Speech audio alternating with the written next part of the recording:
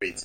So those moves led to significant hike in interest rates, and you all know the impact. Once the interest rate is high, it impacts on the lending rate, it impacts on mortgage rates, reduces the ability of people to take mortgages, and as also businesses. We saw even within the fintech space, VCs raising funds was also a major challenge because there were other interesting alternatives to put those funds. You would see that rather than investing in some of the fintechs that maybe carry a bit of risk, they also try to just put the funds in fixed income. So I would summarize that within the global space. I don't know if there's any follow-on question on that. No, it's more like an introduction before we get to the core Nigerian, where should I put my money in? So the global space, like I said, we had the inflation, and inflation has been moderated from the high digits now to the lower digits for the global side. What's your take, sir, on the budget, the 2024 Nigerian budget? We've seen a record budget in terms of the nameplate. The nameplate number is record. We've seen a budget that's going to spend a lot of money, relying not just on crude oil. That's one thing I found out, not just on crude oil, but on quote-unquote independent sources of revenues for the government. So the government seems to have abandoned that. They are not going to get money from crude oil.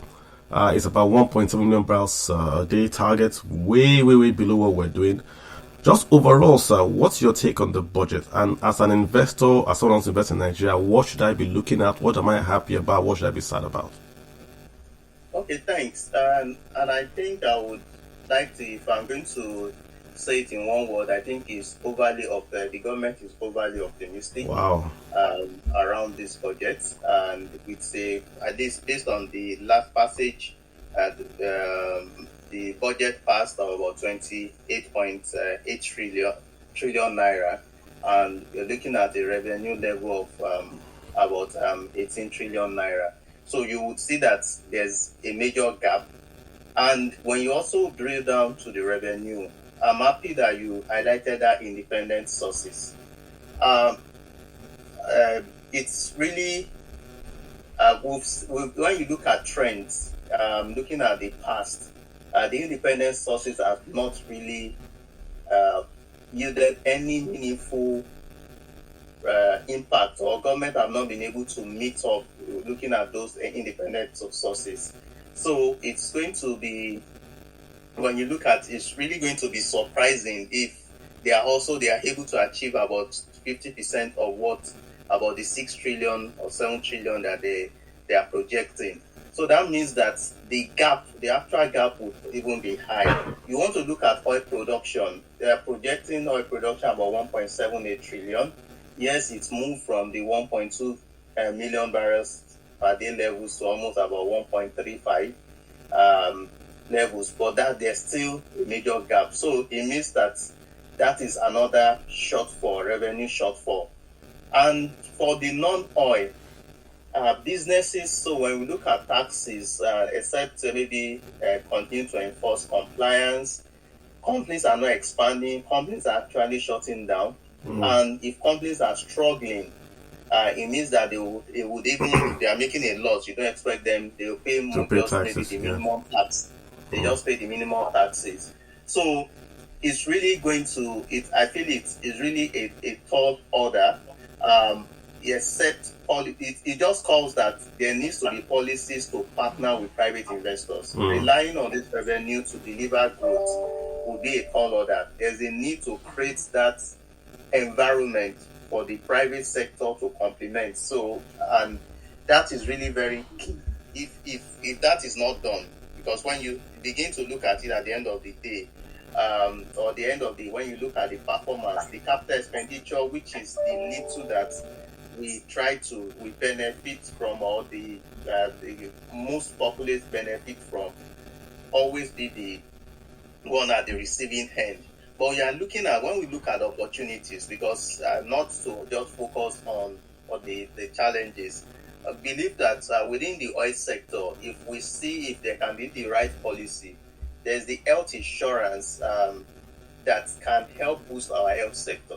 So can the private sector, I know people are looking at that, taking that initiative, but maybe be more intentional to see how we can drive the health sector using insurance, micro insurance, that people, even the market women, understand the advantage of signing up to health insurance. So if we're able to mobilize that much of capital, then we'll be able to develop the health sector, provide the right equipment, and as a result, that sector will begin to expand. So that I see that for those that maybe are potential investors, that's an opportunity to fine tune and see how government can partner with them. Infrastructure is also, we should not expect that government will be able to deliver much infrastructure with this budget. So there's the infraco. We need to know, is it taking off this year? What's government doing about it? Or if there are certain roads that can be concession. And I used to say it, if even the motorists or commuters would prefer to pay a premium if they know it will take them less hours to commute, less hours on the road. So they should also, that's also an opportunity that they can partner with private sector. There's a feeding program that I know government will spend money on. Can Nigerians also see how they identify some of those products? We're expecting government can ensure that most of the inputs are homegrown. This can create higher multiplier effects. The person supplying the egg, the person supplying the input, rice, they should, if they can ensure that, so even if it's 1 trillion they are going to, or let's say it's 500 billion they're spending on it, the economy that can generate, or let me even be conservative, even if it's 200 billion, the economy it can generate, the person growing the rice, the person growing the beans, the plantain, if they can build that value chain, the multiplier impact that it would generate would be higher, would be minimum of ×2 or ×3 within that economy. If they ensure that we are not now importing what we are trying to also give out to this pupil of the feeding program. The real estate is also an area where they are big on housing, but we all know because of the challenges within the funding space, can there be more structure that will enable people to take up mortgages at a very affordable rate and partner with government? If government is willing to maybe put in equity, and there's a structure that they can build low-cost housing with their partner with developer, low-cost housing and mortgages that average Nigerian can begin to do rent to home. So that is also an area for those that are looking at the real estate space. Renewable, they've also been hammering on the CNG, also fuel, the solar, the wind system will also be an area. Government can't do all this, but what they need is to provide that right policy, that right backing. And, like if you are going to import some of these equipment, if they are giving you maybe a tax holiday, also trying to support giving you loan at a lower level. And also ensuring that the process of clearing some of these items in the port, you don't have to spend 2 months when you have imported some of the things that are very key and important to your business, staying that at the port for that level before you clear it. So that is also an area that can also generate a lot of income for Nigerians, for business owners. And I would say technology, that's IT. We've seen it done in the past. That's the last one, so that I don't take more time on this. We've seen it done in the past that we've seen Nigerians provide ideas on how state government can earn revenue, and you share from that revenue. So you provide a platform for them. So you identify, for instance, currently in Lagos, if you drive around some areas, if the camera is able to track you down if your licenses have expired, some people are coming to that initiative. You get text message directly, and you need to pay before you can even renew your license. So it's some people that have come up with those ideas. So I feel with strong young Nigerians can come together. What are the ideas that you can help all governments would be willing to listen to you if they know there's a revenue that can be generated, Okay. and they will be willing to split the revenue with you. I think I would just leave it at that. Okay, Mr. Ayo. So I think the next question was going to be, where can I invest? But let me just dovetail and just follow up with you on this. Folks are listening to you say IT, renewables, agriculture, and food. Are there specific investment options or outlets where if I want to invest in school feeding program, whereby a vendor is going to supply eggs, do you have specific examples where you can say invest in this company because they are exposed to that? They are going to take advantage of the government's spending on school feeding program. Do you have maybe one or two specific examples for us, if you're allowed to do that, to say, I want to do renewables, so I'm going to invest in this company to take advantage of the government spending on renewables? Is there any example in Nigeria like that for folks listening?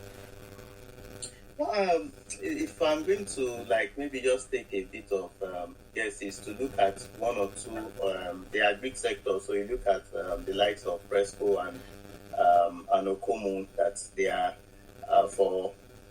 they are into oil palm, rubber, but because of the inward-looking strategy of the government, they may also benefit. But at least for those also listening, ideas, high level, they can also, to help, suggest if they have an idea of companies that are already positioned to tie into some of these strategies. Yeah.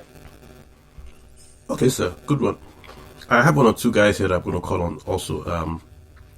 But let's go into it, sir. So, just to assume I'm a 30-year-old Nigerian and I have 1 million naira disposable cash in a bank, I would like to invest in Nigeria for, say, the next 2 to 5 years. I don't need liquidity right now, and I would like to invest. Where should I put that money? How should I approach this? This is just very, very practically that there are folks listening. What should they do? 1, 2, 3, 4. Yeah.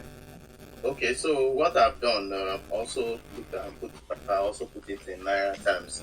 So I would say that yes, while risk appetite may vary, but at 30 years, you should be able to, your risk appetite should be a bit high because you have longer period. So I would say that you put 40%, so which is 400,000 naira in fixed income investment in naira, fixed income naira investment, which may range between, you have the FGN savings fund that is open every month. You can sign up through your stockbroker. The rates, the yield you get is between sometimes between 10 and 12%, depending on the rates in the market. You can also identify savings platform that gives high yield. It's good to do your due diligence. Those that have with reputable backing, you invest with them for high yield. So you put that's fixed income, or you buy treasury bills. Some you can buy treasury bills if you don't take any risks. Some can give you as low as 100,000 naira to buy treasury bills. So you have that fixed income 40%. That may also serve like your emergency fund at times if you have to go back to it. So that's there. Then you look at 20% fixed income in dollars. And technology has helped. There are a lot of reputable platforms now that you don't even need a DOM account to have investment in dollars. You pay in naira, you swap. I recall then there's one of the platforms I invested when dollar was around 360 naira. And I just paid in, I think I paid in 1 million, converted it to dollars, and invested in a dollar mutual fund. And after 3 years, I think I exceeded at 745 when I needed to do something. And so you don't need to you also converted at the current rate. So you don't need to go through the headache of having a DOM account to have dollar investment. So you can save 20% of that. If it's a monthly thing, you want to be doing it to achieve this 1 million. As you get your 50K, your 20K, just convert it to dollars and you are building your dollar portfolio. So you have 20% there, because we all know that, yes, while we feel that we're trying to stabilize the naira, we need to produce and export beyond oil for us to stabilize this naira. So you need to continue to have that dollar investment. 20% in Nigerian equities. we've seen for those that took the risks last year, they are the one benefiting, or they benefited significantly from the market. Market closed almost at 45%, and even this year alone, last week, investors gained about 2.8 trillion naira. So you can position in stocks. We are looking at 5 years. Because of you will be doing dollar cost averaging, so you are not bothered now, even if you come in, because yes, we expect that at a point in time there should be a bit of correction. But if what you are doing is you are buying monthly, and that even does not affect you significantly.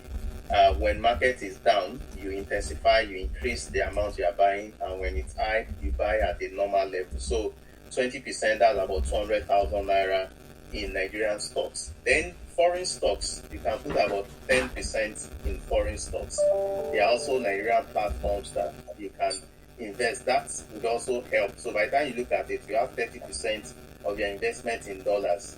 So I think that's good. Then you can also look at gold ETF. You look at the performance of gold, it's a good alternative investment. So I'm looking at 5%, which is your alternative. You're putting 5% in gold ETF.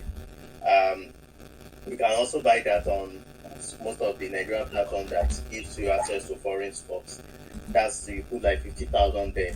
And you can also put 5% in cryptocurrency, which is, but you buy, if you don't want to take a lot of risks, just buy the flagship cryptocurrency, the likes of the Bitcoin, Ethereum, that you know very well. That will reduce your volatility, and you'll see I'm putting just 5%. We are looking at 5 years based on the investment horizon. So believe that with some of the regulations within the crypto, they're trying to put within the crypto space, ETFs, they're trying to build ETFs on cryptocurrency. We've all seen what CBN has also done to allow Nigerians now to begin to also play within the cryptocurrency space.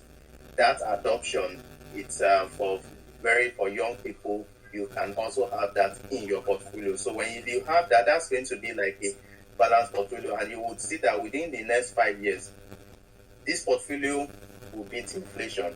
I'm even talking about Nigerian inflation, because when you also, if you do a test, a backward test of how the performances have been done, you would see that while past performance may not be a guarantee of future performance, but you are sure. I spoke about foreign equities. The market has been a bit down, and when you look at markets, as we expect yields within the fixed income space in the US to come down, it will also impact positively on the equities market. So if you are able to structure around that, so if I'm going to just recap, 40% in fixed income naira, 20% in fixed income dollar, or let me put it in naira terms, 400,000 naira in fixed income naira, 200,000 naira in fixed income dollar, 200,000 naira in Nigerian equities, 100,000 naira in foreign equities, 50,000 naira in gold ETF,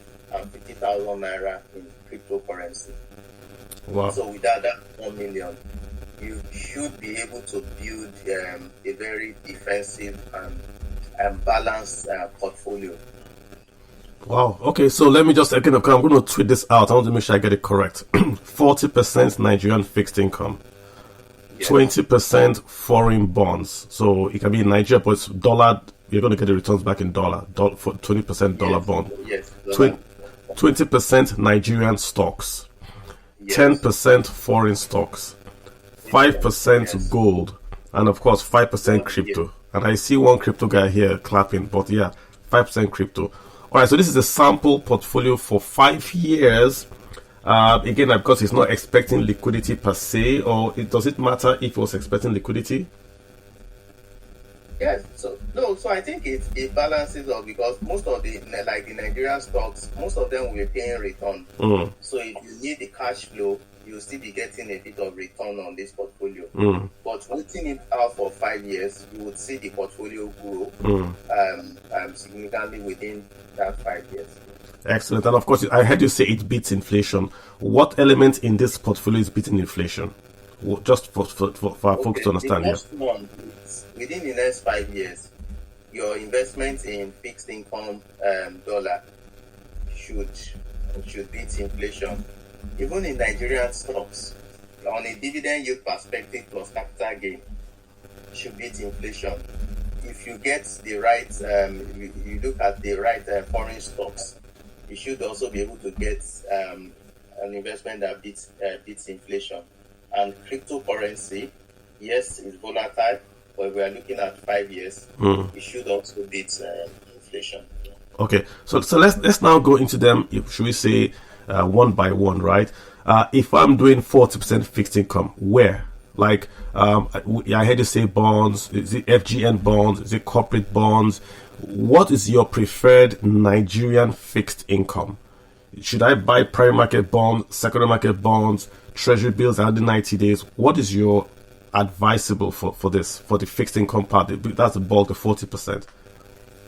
Okay, so I would suggest like three. So you can have the FGN savings bond, because we're talking about 400,000 naira now, so there's also threshold. You may not be able to purchase FGN bonds, but you can also invest in naira high yield savings accounts. There are high yield savings account that will also give you as return that can match what you are getting in your bonds. So if you have a mix of the high yield savings account plus your FGN savings fund, and maybe 100,000 naira in treasury bills, that should be able to balance that. Commercial paper minimum is 5 million. So I think with those three, you still be fine. So can I put you on the spot? Can you name them? If you can, that's fine.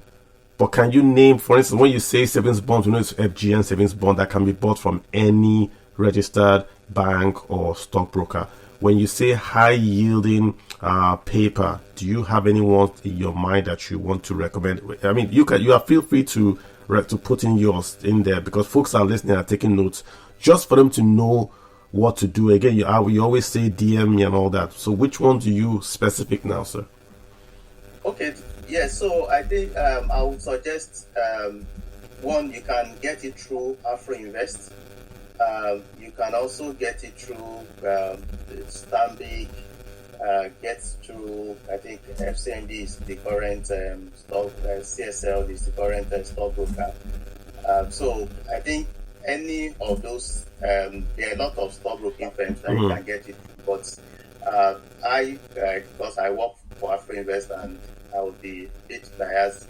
And for most people that have also reached out, I don't think any of them have regretted investing through FGN savings bond through Afro Invest. So then go ahead. We're talking about the Naira, where you can get high yield savings Naira. So you have the Optimus by Afro Invest, which is fully owned by Afro Invest too. You can invest through it. Those that you also want to invest, there's Cowrywise, there's PiggyVest. You can also invest through them. Okay, that's a lot of options for us here, and of course the space is recorded here on Twitter. I'm going to post it on the podcast link. It's going to be on YouTube, so you can always go back and rewind the tape and listen again to what Mr. Ayo says. So Mr. Ayo, for Nigerian fixed income, you said FGN savings bonds, you said high yield Nigerian savings bonds. There was a third one, sir. No, I said treasury bills. Treasury bills. And also, minimum to buy treasury bills through Afro Invest securities is 100,000 naira. It varies across firms, but looking at the amount of funds we are talking about, that may be the right plug. And if you accept, maybe you have an existing broker that can also fit into that minimum level for you. Gotcha. All right, so we've gotten the 40% Nigerian fixed income part of it. For the bonds now, the 20% foreign bonds, again, same question. Who do you recommend, or who do you think we can go to? I know a long time ago, I brought you here, so I spoken about the dollar bonds. You guys, i.e. Optimus, I won't make you speak on that again. I also brought in FCMB. They had a dollar bond. We brought them in here to also speak. So who again would you recommend for us to go? Or what vendor can we go to get this exposure to the dollar fixed income market? Yeah, so beyond the Optimus by AfroInvest, I think Stanbic also has dollar mutual fund. They also have dollar mutual fund, which I'm looking at those. I think AXA Mansa, those also have online platform, because in this day of technology, it's good to be able to see as you are buying. You can track your investment. You don't have to be calling to know what you have. So if you are going to choose, look for those that have the online platform. So I think PiggyVest also has a dollar investment. Oh, interesting. Carrywise has a investment. Okay. That you also do. So those are options that you can also look at. Okay. All right, so we've gotten there. So lots of options there. We've got the PiggyVest guys online. We've got the legacy banks, IBTC, Optimus online again. And Mr. Ayo has suggested that you always have a vendor that you can go online and see what your investments are doing, not just to buy, but to track what you're doing. Now, sir, what about the Nigerian stocks? We know probably who to go to, right? Nigerian stockbrokers are registered. I always tell people, go to anyone. It's more of customer service. As long as you go to a registered, regulated Nigerian stockbroker, it's more or less who gives you the best customer service, right? But again, sir, if you could tell us which ones you recommend, of course, plug in yours. And then we want to get specific on this 20% Nigerian stocks. Where are we buying ETFs in Nigeria? Are we buying individual stocks for 5 years? Which ones are you liking, sir? Okay, thanks. So regarding the recommended or suggested, put it that way. Suggested. Yeah. So beyond AfroInvest Securities Limited, you have likes of Meristem Securities, Codros Securities. So you have Stanbic stockbrokers. So there are several stockbrokers that you can also go through. But I like what you use. Customer service is key. A robust online platform where you can buy and sell on your own. So in these days, you don't have to be calling your stockbroker. Technology has helped, and you can also have access to your fund. And beyond that, access to information research. They have a strong research that at least provide you with basic information that would help you make decisions. Interesting, yeah. And if you don't have the time to go into those details, you can buy the equity mutual fund. Like last year, when you look at, I think it was even Carrywise that posted, looking at it, AfroInvest equity fund, I think led with about almost 60%. We have the equity Stanbic fund, Meristem equity fund. They are all so. Those are professionally managed and also reduces your risk. They manage as we're expecting a market correction. They already know the right strategy to use to reduce if there's going to be any major correction. But if you don't understand the market and you are invested directly into the market, you may not know the right time to exit. You may not know the right thing to do. And you also tracking your dividend. So if you know you don't have that much time to be tracking, you just buy into a mutual fund, and those mutual funds, which they are managed and they are regulated by the Securities and Exchange Commission. Perfect. So what the summary again, I'm hearing you say, if you don't know what to do, try to go through mutual funds. Mutual funds in Nigeria are what Americans call, or Nigerians call them unit trusts. Americans call them mutual funds. And so if you don't really know what you're doing, go to the professionals, because the unit trust mutual funds are managed by professionals. They will take your funds, they can invest it, they know what to look out for, they know how to hedge and protect. That's your suggestion, sir. Do you want to delve into individual stocks, or should we just leave it as go to the? Yeah, so I can mention, like we always put that caveat that it's not a financial advice, and because investments sometimes will determine based on your investment objective and your risk appetite. You look at the banking stocks will still take the lead. Yes, for some maybe currently at the overbought region, but when you also look at the expected dividend, if you are buying over a long period, it's also, you look at Zenith Bank, Access, and GT. You want to have that. MTN has not rallied as much as others, but it's going to be one of the defensive stocks that people should begin to rotate if correction is happening.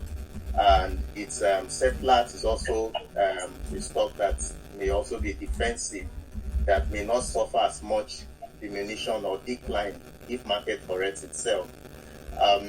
You also want to have a bit of exposure to the agri space, either Fresco or Kokomo oil. Within the cement space, you can either look at Boa Cement or Dangote Cement, with government very bullish on construction. And if they implement that policy, or implement the policy of using more cement to construct road rather than the bitumen, that's going to be a major plus. And and you also want to look at the finance sector. Consumer goods will be a bit shaky, but when you see that for most of them have moderated, we know Nestle negative shareholders funds for now, but they will always come out of the woods. They've been in Nigeria for long, so it's when people should learn, or investors should learn to buy when you see that there's crisis, and you can see that those companies will come out of crisis. It is not when everything is fine. But what we're currently seeing now in the equities market is a lot of people just coming in now, and it's when market is down is when you're supposed to be bullish about the market. Yeah. So I like that, sir. Like I always say, if you go to a store, the store or the mall would advertise that this dress is on sale, and people rush to buy the dress that it's on sale. But in the stock market, when the market is on sale, people run away because they want the market to be always go up in price. So it's a good call you're making, that if you find a good stock or a good company, for instance, Nestle, it's a battered gem. If the fundamentals make sense, it could be that you're buying that stock at a lower price relative to its valuation. So I like that. And let me just go forward to the banking stocks. You've talked about banking stocks, then you were specific: Zenith, GT, I believe Access. You spoke about agriculture, Presco. You said Dangote Cement and Boa. Then the defensive, you went to MTN and Seplat. Those are the ones that you mentioned. Again, just to reiterate, these are recommendations, not advisory. This is not an offer to buy or sell. Past performance is not a guarantee of future performance, and investing in stocks is very, very risky. Just put that out there. So any other comment you want to make, sir, or should we then move now to the foreign stocks? No, I think it's fine. I'm fine.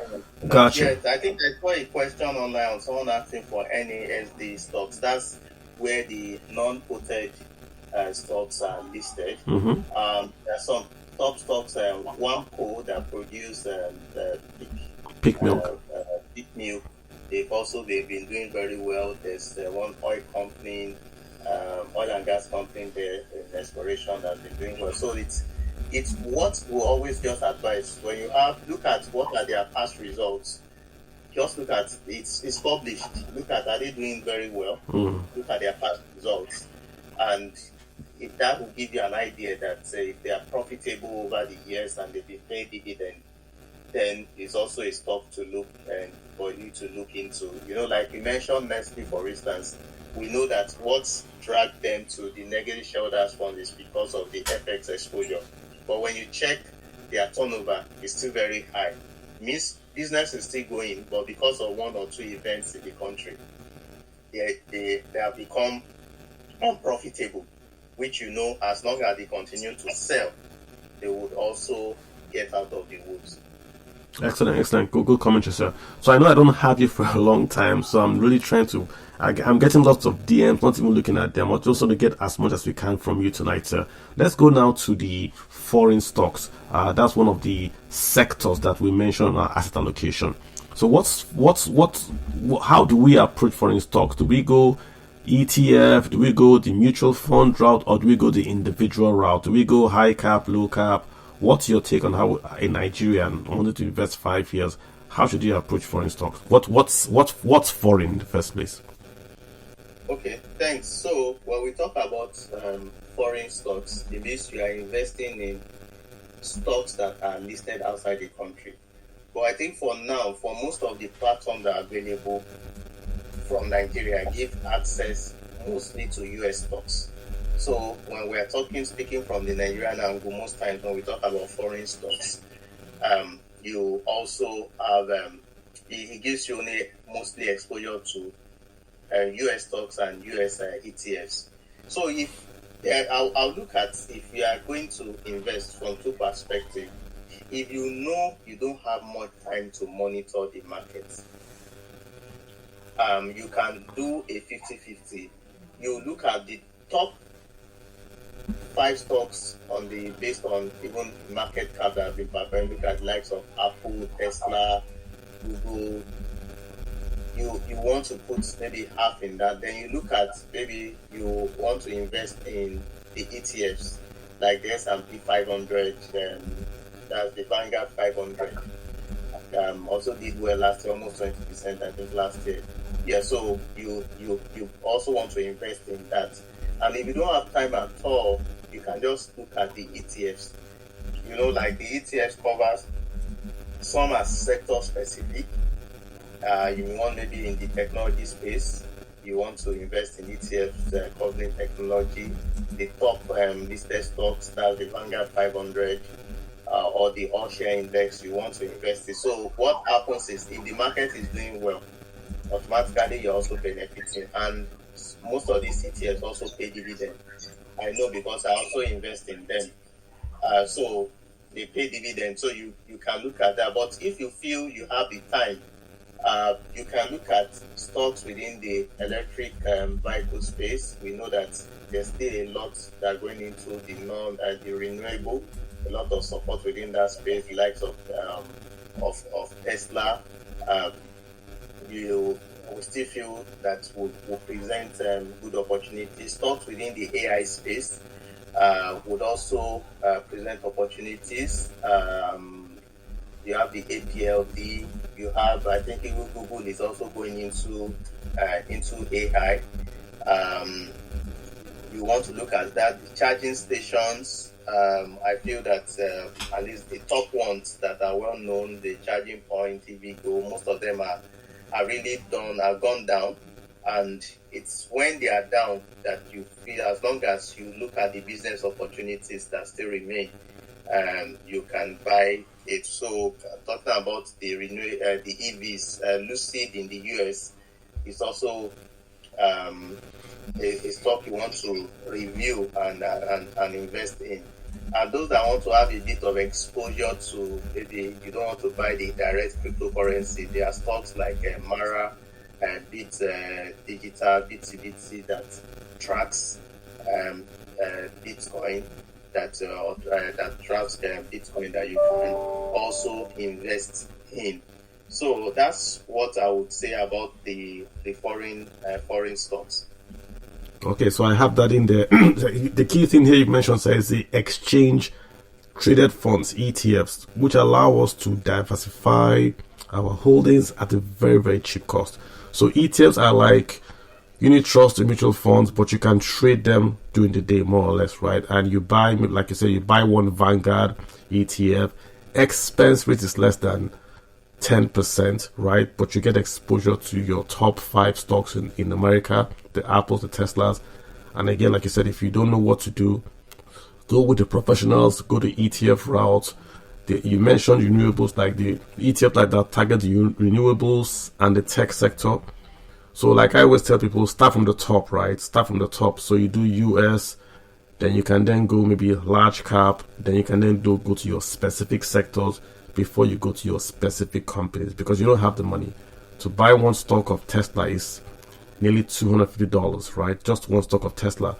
But with $25, you could buy a fractional share of an ETF, say VTI, that tracks about 4,500 individual stocks. So for you, it's diversification and all that kind of stuff. So the last one we're going to really talk about is, you mentioned gold, you mentioned crypto. Talk about crypto right now in this foreign space. But let's talk about gold. So how do I buy gold? I went to the States and I went to the departmental store, I think it was Costco, and they were literally selling gold bars. So you can go to the departmental store and you can buy gold bars from Costco, literally gold. But how can an investor in Nigeria that can't come to a store in America, how can he invest or get exposure to that gold, sort of hedge that portfolio, sir? Okay, thanks. So in also in Nigeria, maybe someone will also remind me. I know there's a gold fund in Nigeria. Is it not new gold ETF?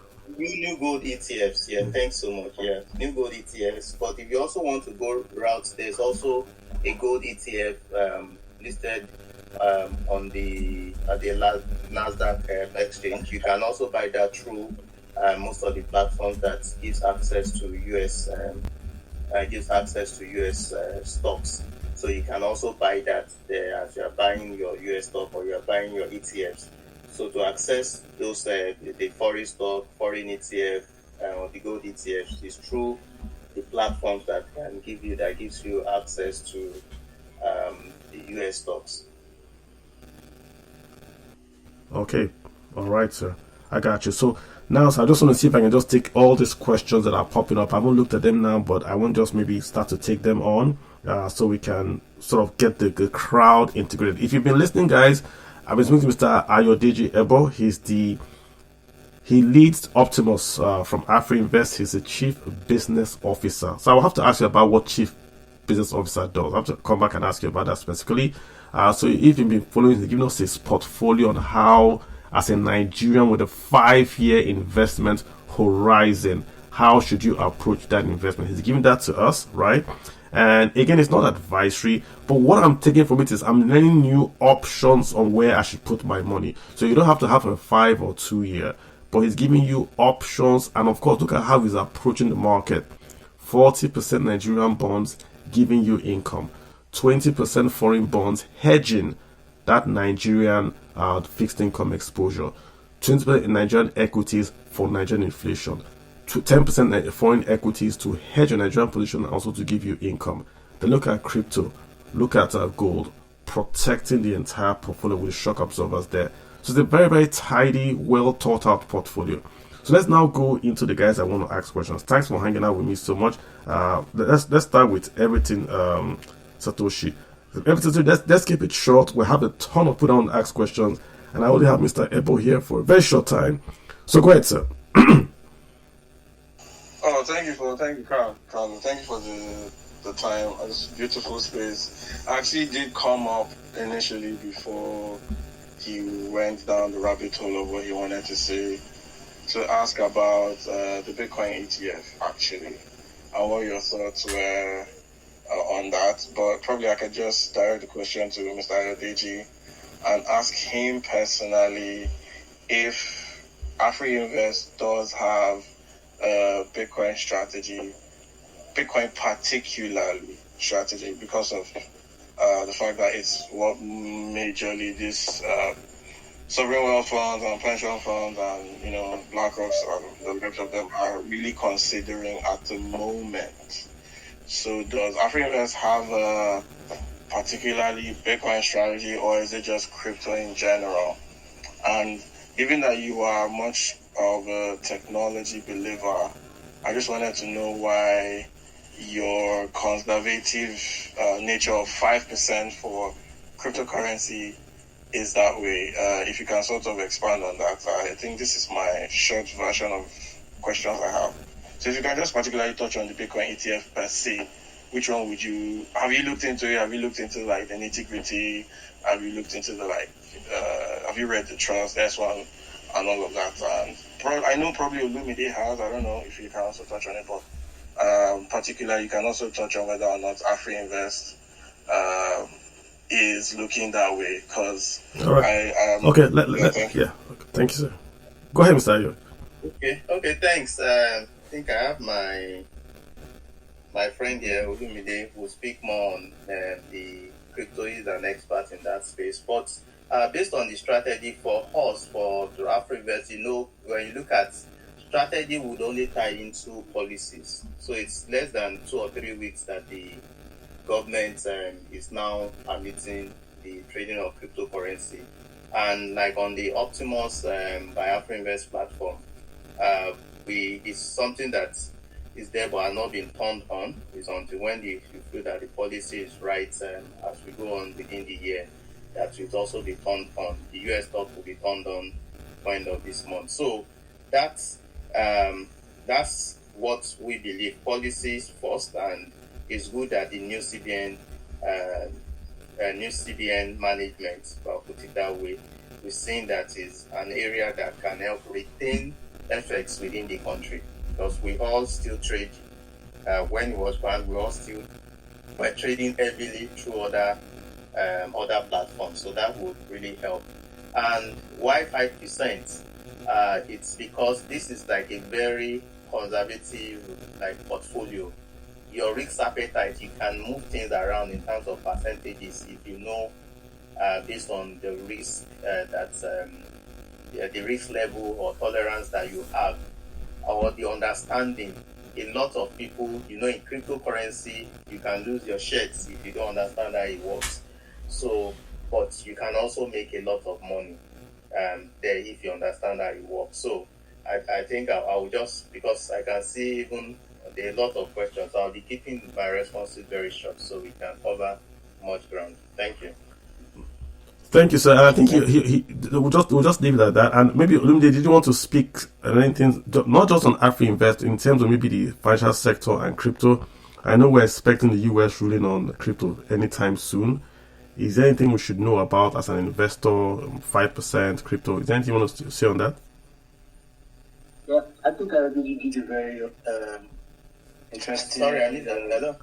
So, Mr. Ayo, Mr. Ayo, I was asking Lumide if he wanted to expatiate on the question by everything Satoshi on in terms of the 5% ruling that you did, and also the ruling we're expecting from the US SEC on crypto. If that was going to make an impact, if for instance US says that US banks or US insurers can now do the spot ETF, will that change your portfolio? So I want Lumide to touch on that and all that. Okay, can you hear me now? I can hear you. Okay. So I think I did a pretty much very comprehensive investment strategy for different risk appetite. But I think I want to just identify it. So if you look at, and I'll be very brief, if you look at the team of the space, $1 million, that's about $800, right?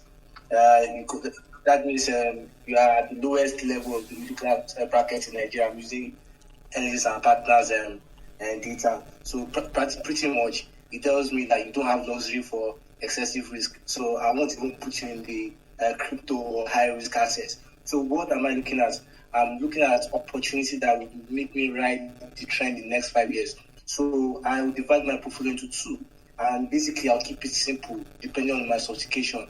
If I'm like Ayodeji, for example, that tailor approach will definitely make you immune, because what it's trying to do is that just in case an asset is overweight or underpriced, that diversification will definitely blow such a negative differential. But you don't have that luxury with $800 in return. So 5 years, what I'll do is that I'll put 400 in private government bonds, wait for the listing of the big boys that are coming on the NGX, and definitely put my money into once it comes out. So while I'm waiting, I get interest. Then I'll look at US stocks, for example.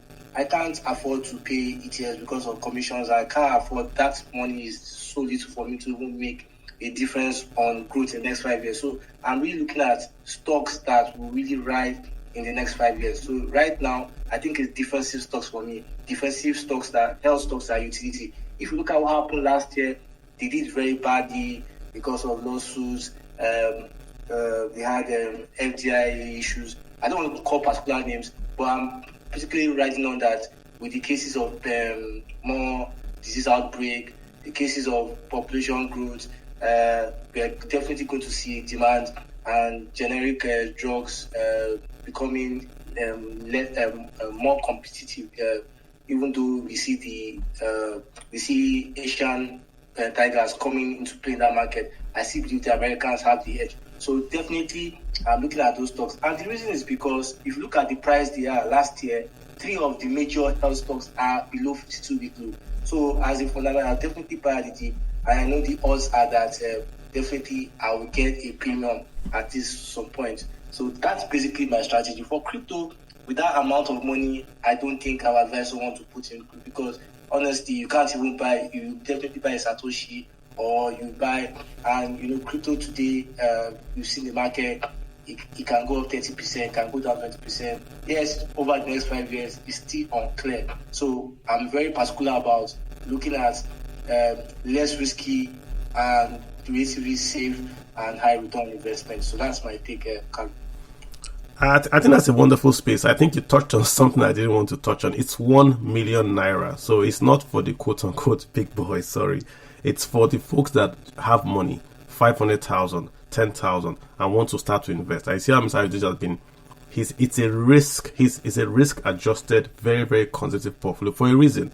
If you lose that 1 million, I'm not sure you might get that 1 million naira back tomorrow. So this is not for the guys that are very sophisticated. It's a very, very simple portfolio, something you can build on, because it's a risk adjusted, very, very conservative portfolio. That's really where he's going to. Olumide, thanks for giving that clarity. I hear you saying health stocks, defensive stocks, and all that. Good call. Let's just run through the table. Austin, go ahead, sir. Austin Shedu. Keep it very short, very direct, ask your question. Austin, go ahead.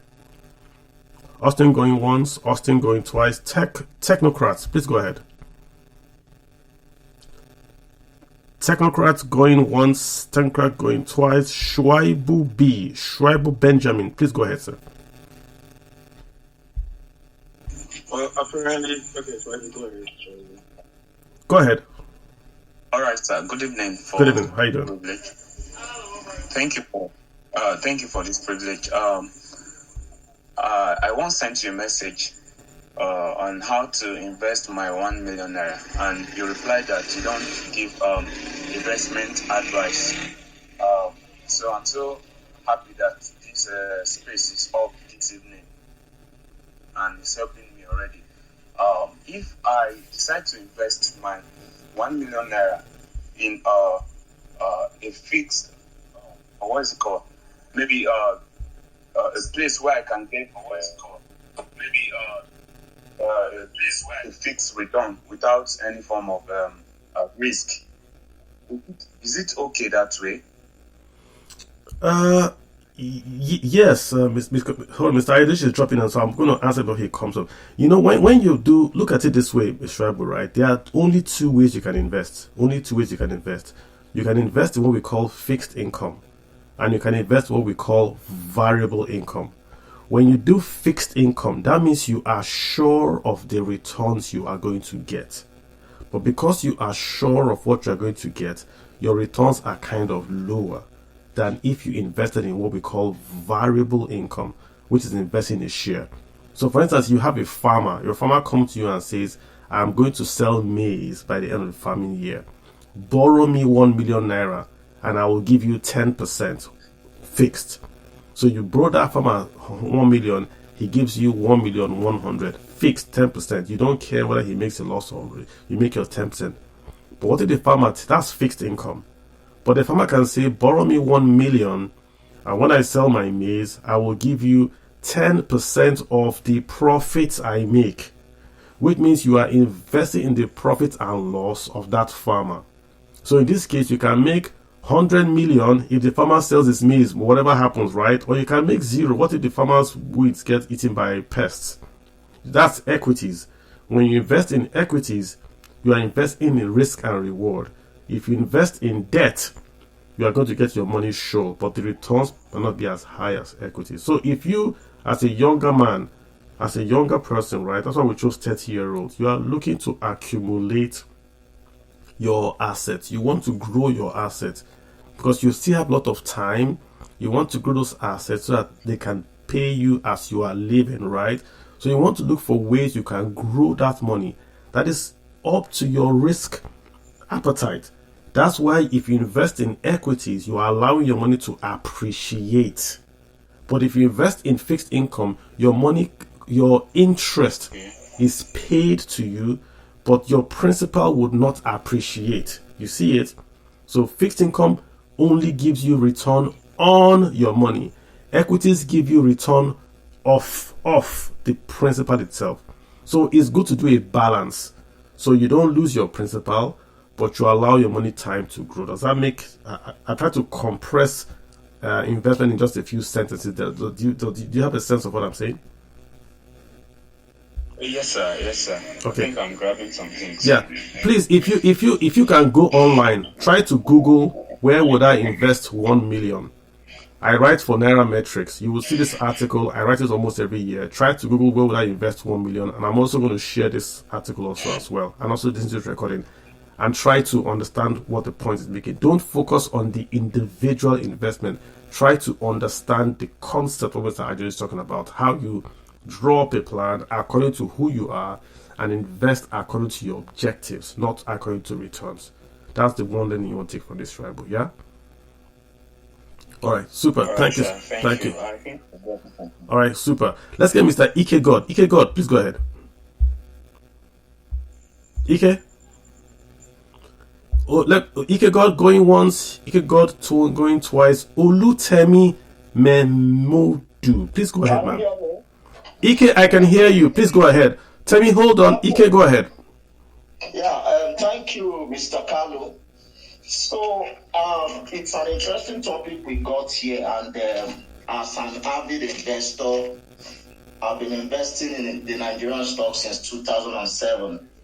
But when I left the country, I discovered that it was really very difficult to access most of the stocks I got when I was in Nigeria. So my contribution to this discourse is, how can we create an enabling environment for Nigerians at home and in the diaspora to invest in the Nigerian stock market from any part of the world where they live or reside? Like here in the United States, we have apps like Robinhood. All right, Ike, just for time. Ike, I think in Nigeria we have lots of apps that now allow you from anywhere you are in the world to buy into Nigerian stock market. Most of the big stockbroking firms in Nigeria are all online. Most of them. If you pick any big one, they all have online portals. There are also apps that are not stockbrokers, but are licensed by the Securities and Exchange Commission to trade stocks. So, and Mr. Ayodeji mentioned a few, Cowrywise, and all that. They're all there. Piggyvest even said that they allow you to trade and maintain a portfolio abroad. I think all they want is you have to upload a KYC document, either a driver's license or something to show who you are. Then you open an account online and you can trade. You can fund your account and you can trade. So it is available now, Ike. If you send me a DM or whatever, you would get lots of that. Just also Google online. You'll see tons of Meristem, Optimus, CSL, FCMB, IBTC. They all have online portals that allow you to open an account, upload KYC documents, fund your account, and start to trade. Make sense, sir?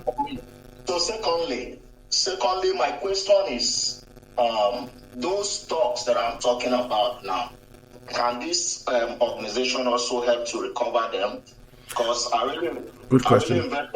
Yeah, can you hear me? I can hear you perfectly. I think what you should try to do, sir, right? If you get a stockbroker, they can go to the registrar of the companies where you bought the stocks in, right? You can mandate a stockbroker to go and collect your past dividends and your past, maybe the bonus certificates. They would ask you for identification.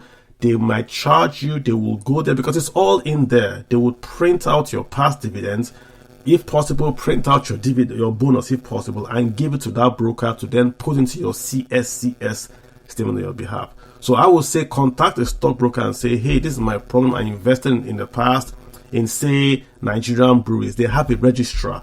They will go to the registrar of Nigerian breweries with your mandate and your ID and try to get your past certificates and bonuses and pay into a CSCS they open for you. So the answer is yes. Just get a stockbroker and then go ahead with them. Does that work? Okay, lastly, one last Ike, we gotta go. I have lots of people trying to speak, yeah? All right. All right. I got Olutemi. Send me a DM, okay? Send me a DM. I'll make sure I answer it. Olutemi, how you doing? Please go ahead. Olutemi. Hi. Good evening. So, I just want to ask your opinion about investing in FX commodity. FX commodity, wow. Yeah. For some time, there's been an investment option on my mind, but little they said much about it. Mr. Ayo, she's asking about commodities in general, FX in particular. What's your take, sir? Okay, thanks. So coincidentally, I've also invested in it, and I made money and exited. Then I think it's also an investment option to consider, but it's seasonal, so you need to understand when you are coming in. Nigeria, and it's something you can also do for the long term. It's also good, and they also have like an app where you can easily access and purchase the commodities, soya, rice paddy, and co. I think maize. Yeah. So I don't think it's a bad one. Yeah. Mr. Ayo, I understand there are some other stockbroking houses, the security houses that tend to do both Nigerian stocks and FX commodities. Do you have like examples of those institutions like that? No, so at the institutional level, so there's what we call B2B that they do, and the B2C. So they use the mobile app for if you are doing the B2B that you want to purchase in bits. But for the B2C, so the B2B, it's more of fixed income. So maybe they need to raise about 2-3 billion. They want to fund purchase of commodity in bulk. There are firms that likes of no, because it's not a public app. We only speak about Afro investors. We have a relationship with them. I won't want to speak about other firms because it's not like a publicly available information for those that have partnership with them. But you can also reach out to FX themselves. It's also a reputable organization. They are regulated by the Securities and Exchange Commission. Yeah, I think Mr. Ayo, I think AFEX actually have that license. Yeah, they have that license to do commodities, and they've been there in that space for a long time. They know what they are doing. It's not just to trade. They have the warehouses, they have the connections.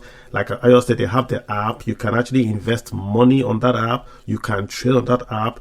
You can see price movement. So if you want to do commodities, the rice, paddy, the cocoa, that's your bet to go to. You know, you can say you want to do what they call booster through on that firm, but it's easy to just go through straight to AFEX. I've had them here many times in the past, and they've been fantastic. So it's a very, very good way to do uncorrelated investment. You know, you are buying assets that are not correlated to government budget. You know, maize will sell. You know, ginger will sell. Things like that.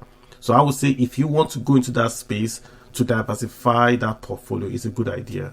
Just for diversification. All right, thank you, Samuel. You're very welcome. Yeah. Let me get Bayo Richie. Bayo Richie, go ahead. Yeah, good evening, everyone. Thank you, Mr. Kalu, for the opportunity. My question is actually about the percentage in the 5-year horizon inflation edge for Nigerian stocks. So I can see 20% have been allocated here, but I was looking at the all-share index of the Nigerian Stock Exchange, and I can see it in the overbought region. So I'm thinking, like, would it be advisable to, for example, increase my portfolio in bonds? Then as I get my interest, I can now time my entry towards the market correction in the Nigerian Stock Exchange. You said a bad word. You said time. So that's a bad word in investment. I hear your question. It's a very, very good question. But let me just say, before Mr. Ayo answers, overall, try not to time when you go into a market. Pick your sector. Pick your objective. Then pick your asset to match your objective. So if you are younger, there's this rule. It's not a law. It's a rule. They say minus 100 from your age, and the larger amount should be in equities, right? So as a younger person, your objective overall, this is the average, right, is to generally grow or to expand your principal. You want to grow the principal. You want to make 1 become 10. So the only asset class that does that for you is equities. You can invest a naira in a stock, and that 1 naira becomes 2 naira. It can also become 0 naira, but it can become 2 naira in equities. But when you buy bonds, your principal can never increase. What will happen is you get a return on your principal. So if equities are overbought and you're a younger person, if you change your objective has not changed, right? It's still, you want to still appreciate your capital. If you then go to bonds, you are chasing returns, you're not chasing your objective. That's where you enter trouble. It's the same reason I could do cryptocurrency 90%, then time and come back to the stock equity market when it changes. See where I'm going to? If you are chasing returns, you'll be chasing even crypto, because crypto gives you a bigger return than equities that should protect you. Remember, this is a 1 million naira portfolio. But let me see Mr. Ayos if he has something to add. Mr. Ayodeji, I don't know if you had this question clearly, sir. No, I had this question, and I think you've answered it correctly. Timing market most times it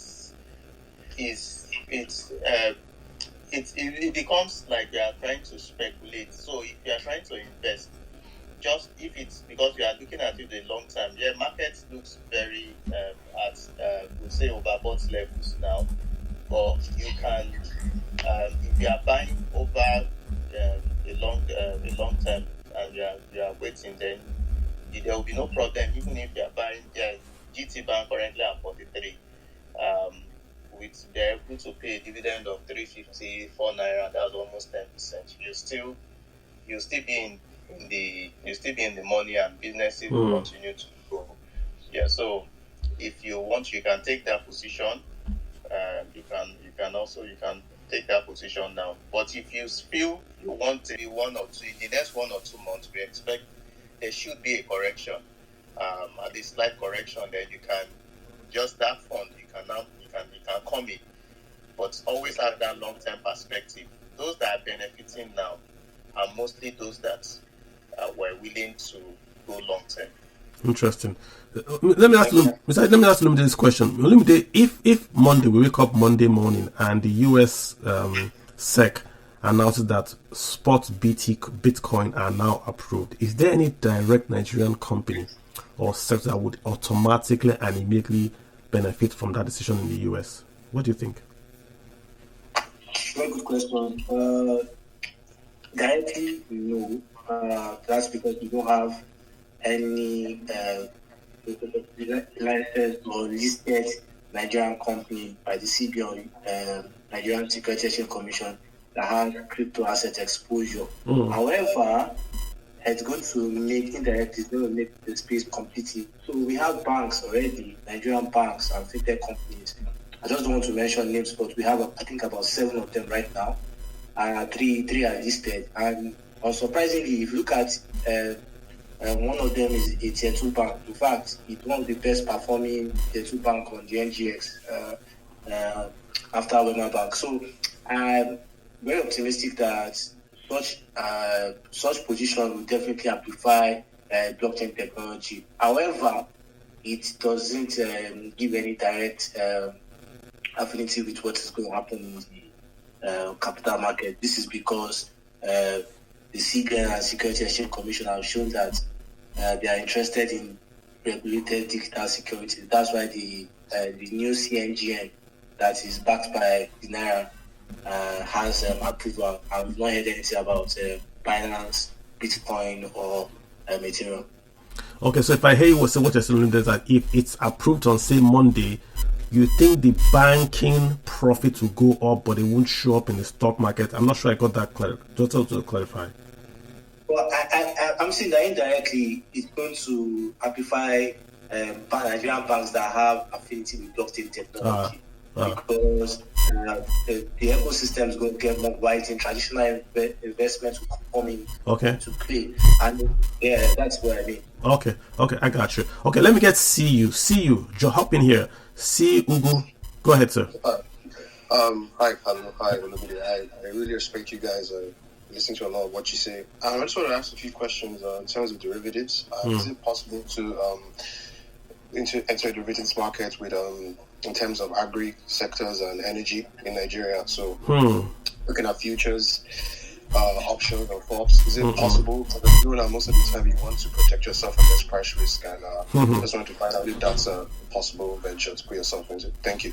Not yet in Nigeria. Mr. Ayo is here. He's the expert. Not yet. So I think we only have rights issue and all that. Mr. Ayo, what he's talking about, right, puts, spot, all that kind of stuff. No, I don't think. Yes, the Nigerian exchanges were working. They tried to, I think, launch one or two derivatives, but it's still like upcoming in Nigeria. It's not an area that it's not an investment that may be available on the tip of your hand on platforms where you can easily buy. Let me ask you, but see you. Let me ask you a question. Are you going short or long? What are you trying to hedge? I'm looking to combine some kind of agriculture and capital intensive. I've seen it with energy with Enron, so I'm trying to see if I can be able to merge that with rice. But I've looked at the article. I don't think rice has any futures or any type of price risk management, but I think natural gas does. So I'm just trying to see if that's possible to put any kind of investment into. I mean, you know, just came to my mind that we used to have these folks in Nigeria that were trying to do what you are saying, but it was fraudulent. I.e., they were buying rice in February, March, April, and then selling the rice in November, December, and more or less trying to, you could invest in them, and what you were actually buying was a put in January, February, and then a call in December, November. They were actually doing that without knowing they were doing a derivative. So they were taking the excess of the market and releasing the excess banks in the market at various times to take that arbitrage you're talking about.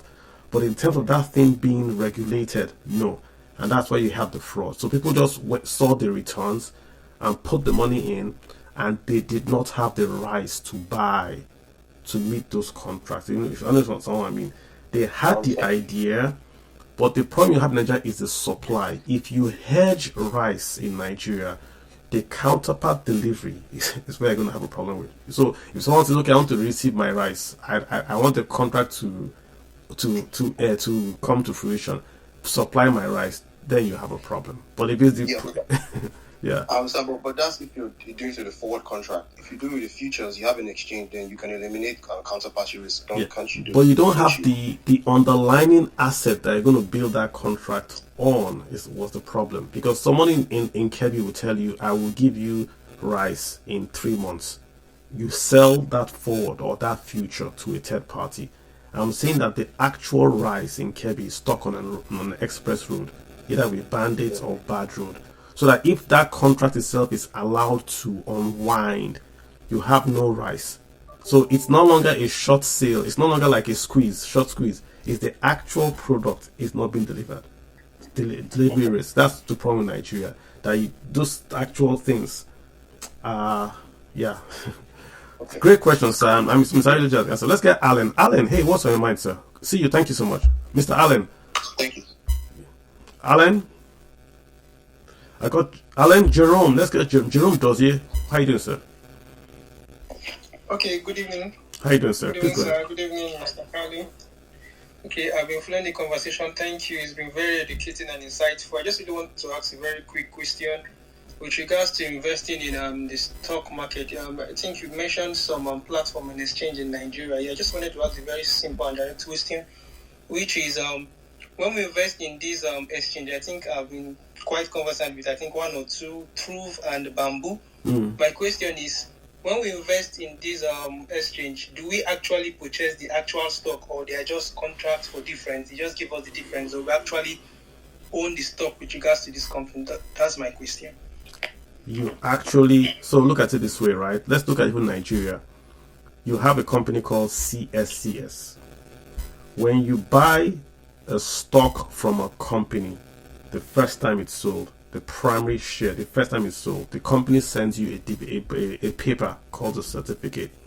It's good, but if you want to sell your shares, you have to take that paper and transfer to someone else. So it makes it bureaucratic and it makes it long-winded. So you have T plus whatever. What CSCS and registrars and customs do is that they eliminate the need of the paper. So the paper is stored in a central place.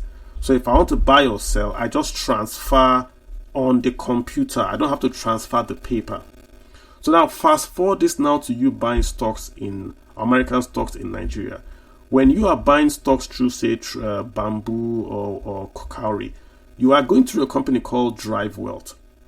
Drive Wealth is a registered company in the US.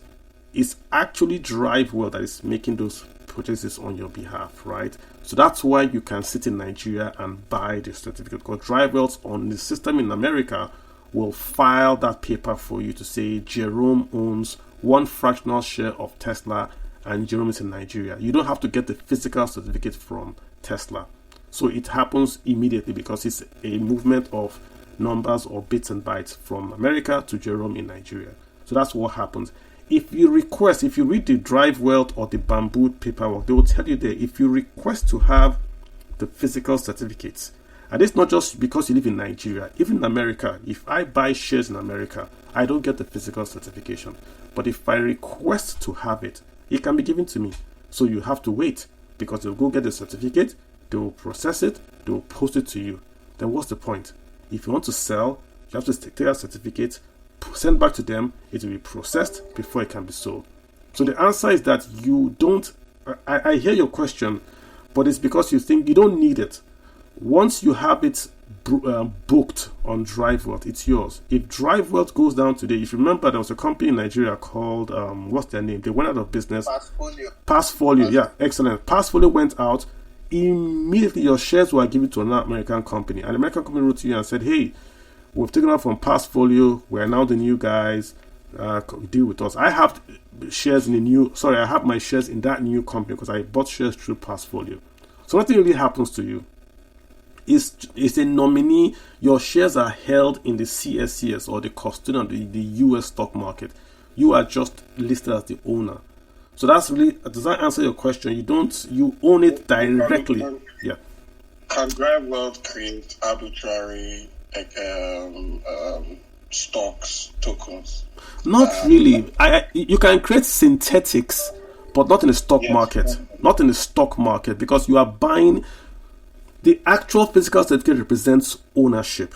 Somebody else, I can here create a synthetic share of US Bank or of Bank of America. I can do it and sell to you. And I say, if you buy this synthetic of mine, it's representing the stock of Bank of America. And if you trust me enough, we could have a market on that. We could do that, you and I. But can Drive Wealth do that? That would be too... you can't just wake up and say, because they're not the custodian, first of all, to start with. So the custodians cannot. The reason I ask is because that's just so much power to be tempted to do that. No, it's just custody. It's just the same way. Look at Apex. Apex has a warehouse with rice. Then Apex creates a contract for rice.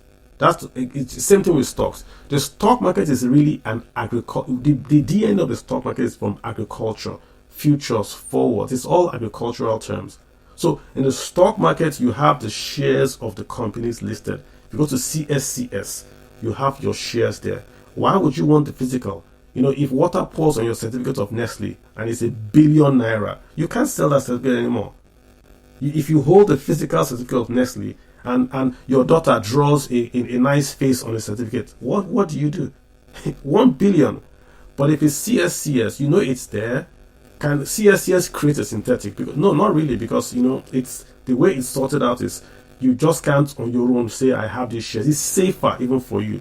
In the past, Mr. Ayodeji will tell you, in the past we used to have fraud where people will go and they will duplicate your Nestle certificate, duplicate it and sell.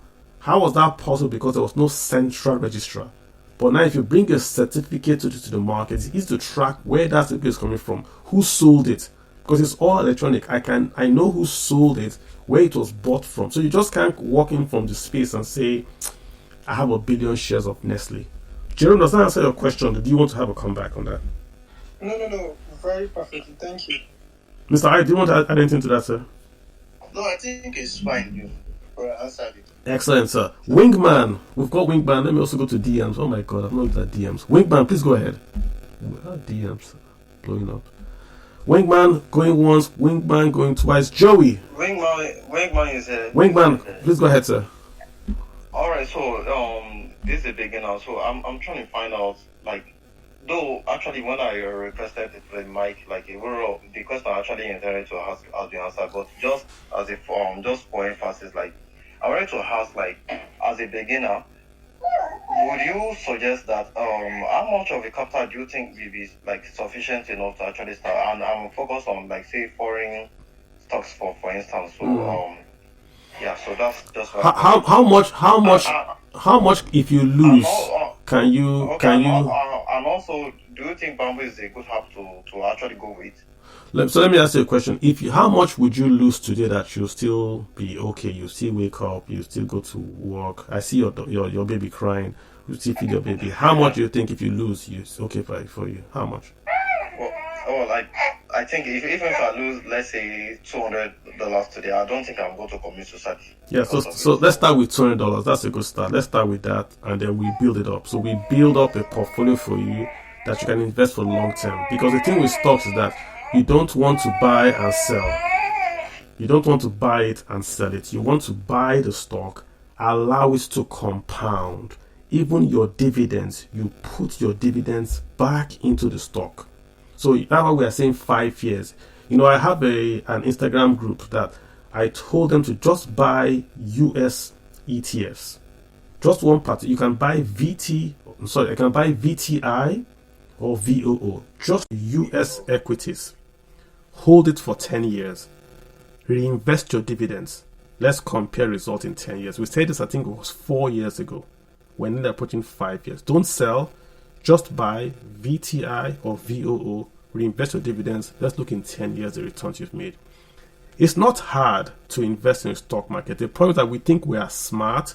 So we watch Wall Street. So we want to buy and sell and make money with one sophisticated derivative. No. Keep it very simple. You see a good sector, you see a good company, you buy that company, you reinvest your dividends, you leave it alone.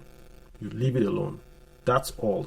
Dividends, stocks are profit and loss. If you find a good company, why are you selling? If your shares go up to 100 million, why are you selling? So does that make sense to you? So start with what you can lose, then build a budget based on a percentage of your income. You can say, I'm going to take 1%, 5% of my income and invest in my portfolio, and I'm going to buy ETFs or like Mr Ayodeji just said. Work with the percentage, and then build up from there, sir. You asked about bamboo. If it's SEC approved, I would say it's okay. There are many I use are not SEC approved, but I won't say that because now SEC has said to. When I was talking about Nigerian apps that you could buy US stocks, there was no SEC approval process. So when we did Trove, there was no SEC approval process. But now SEC is approving folks. So Bamboo, I think, is approved. I think Cowrywise is approved. Those guys allow you to invest in the US stock market. Also remember the Nigerian stockbrokers like the Optimus, the AfriInvest, the Meristream, the IBTC, CSLs, they all have online portals as well. So you have many options now to invest. There's no excuse. When I was growing up, we didn't even have options to invest in Nigeria online. But now as a Nigerian, you can sit in Nigeria and buy Tesla. So you really have no excuse, right? Wingman, did you have a follow-up or you're good? I'm good, sir. Thanks so very much. Excellent. Say hi to your daughter for us, or is it your son? Or? Is it son, actually? Thanks. Say hi to you. You're welcome, bro. All right. So I got Joey. Yeah, Joey, go ahead. Yeah, hi, everyone. My question goes to Olumide. As a matter of fact, I'm one of those guys taking notes. But I did not hear you very well when you said health stocks and defensive stocks. Is that correct? Olumide. Okay, so I just wanted to make the strategy open for educational reasons, and you need to look at last year, for example. Stocks are. I'm more of a technical person, so stocks are really at their premium. And if you look at what is happening this week, you see that there are pullbacks in tail stocks and stocks that did very well, especially those at their 52-week high. So I'm looking at companies that have good fundamentals, but did badly last year. So for US, I was able to factor the health and utility sector. You understand? Now, Kali give you a good option that, okay, you could go to ETFs. ETFs, you don't need to have so much of the guys. You just look at ETFs that have health focus. But the reason why I'm more specific here is that I want to capture the trend and I want to have more growth in that 5 years. So I'm really looking at stocks that will really play along those tables. And that's why I said that defensive stocks like the health and utility stocks in that sector, they play because of the price they presently trade on and the market they cover. Right. Okay. Hope that answers you, sir. Now, yeah. Follow up, right? Say this 1 million is timed by 10. What would you do? So that's because Mr. Ayodeji. Mr. Ayodeji is asking that if, in case he has. To Mr. Olumide. Okay, Olumide, yeah, go ahead. He says if he has 10 million, would it change him? 10 million, I'll still maintain that recommendation because 10 million in US market, you are still paying. You see, the question here is that for me, from my basic understanding about investment, capital, risk appetite, the tenure, 5 years, still in the stock market. I think you can confirm that. It's still not so many years. So I'm trying to capture the tree because there are 4 stages in the market cycle.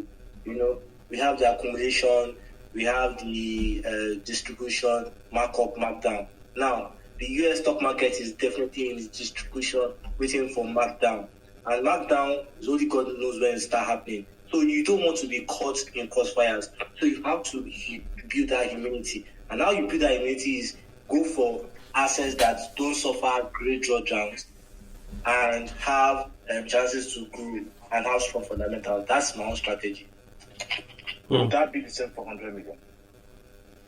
100 million, no, it will be different. What would that be? Well, for 100 million, I think Ayodeji's investment will be suitable. But, if you look at it in dollar terms, 100 million is is about $75,000, right? So definitely, I'll have, if I'm below my 40s, I'll have much more way to play with Ayodeji's portfolio. But if I'm above 40, definitely I'll look at the US Treasury market, I'll look at the GLITs in UK, I'll look at Bobel in Germany. I'll probably play around the Japanese here for more of youth positivity with currency differential between Japanese yen and those are how investment banks make money on the side. So that will give me much more side to look on, more returns, less risk. Let me ask let me ask him, Joey. What did you say about Germany? Sorry, what did you say about Germany? China has a property market issue, and China has an FDI issue like Nigeria. But if you look at China, the advantage China has is that. Linda, he's saying that you mentioned Germany. He's saying, what did you mention Germany? That's what he's asking. Yeah. Germany is Europe's biggest economy. Germany has much less debt to GDP compared to France and UK. So if you look at it on paper, Germany's debt market is very healthy. So foreign portfolio investors don't ignore that market. And if you look at concessions between ECB's narrative like that, talking about interest rates, leaving it at similar interest rates directive with the Americans, it's more safe to also have some unity against the US dollar because last year, nobody expected the euro to outrun the US dollar despite the US dollar has a strong economy. So it's always good to have that edge, and the best place to edge in Europe is Germany. Joe, let me also mention this point again for George. I looked at the return in the US markets this year. The price movements surpassed the dividend movements. I.e., if you bought Tesla for $1 and it went to $2, the market reacted more. The profit in the market in the US this year was based on the price movements, no more longer on the dividend movement. That's very significant. That means that as your capital increases, you are more concerned with the opportunity cost of not simply putting the money in the US fixed income market. If you took your money and you put it in a certificate of deposit in America for 1 year, you will get paid 5%. Risk-free, 5%. That means that the market has got to first of all cover your 5% cover inflation to make you even interested in anything. So the more you increase the capital you want to invest, the more you are now worried about your daily, what you are going to get if you simply left that money in, say, in US high yielding investment that's going to pay you 7 to 5%. That's the problem for you. The more cash Warren Buffett has, the more he's losing by not investing that cash. So for you, it's going to be, if the more cash you have, you're looking at a more strategic investment to say, I want to buy this particular sector or this particular stock for this particular reason to make a return on that block investment. If you think Tesla is going to open up in China, which he's going to do, he's going to open up a massive new factory in China, and he has already delivered more cars than record today. If you think that Tesla is going to be the number one car company, renewables in America, and that the US government is going to invest billions in the CHIP Act and in renewables as the election takes place, they're going to allow more Americans to buy more renewables, they're going to launch more rockets, then you should take a play bulk in that sort of trade than saying, oh, I want to buy in this sector or this ETF. Those things no longer make sense for you again. Hopefully that makes sense to Joey. You're more looking at bulk. If the more money you have, like if you're a JP Morgan, you're not looking at if First Bank will pay. You're looking at the movement of First Bank from this place to that place, or the direction of this sector from that. No longer the incrementals. You're looking at the large scale. That's where you make the money, because it's no longer dividends. It's price appreciation long term. Mr. Ayo, please go ahead. You want to say something? Yeah, so I want to say that I think the last sorry, I missed the name.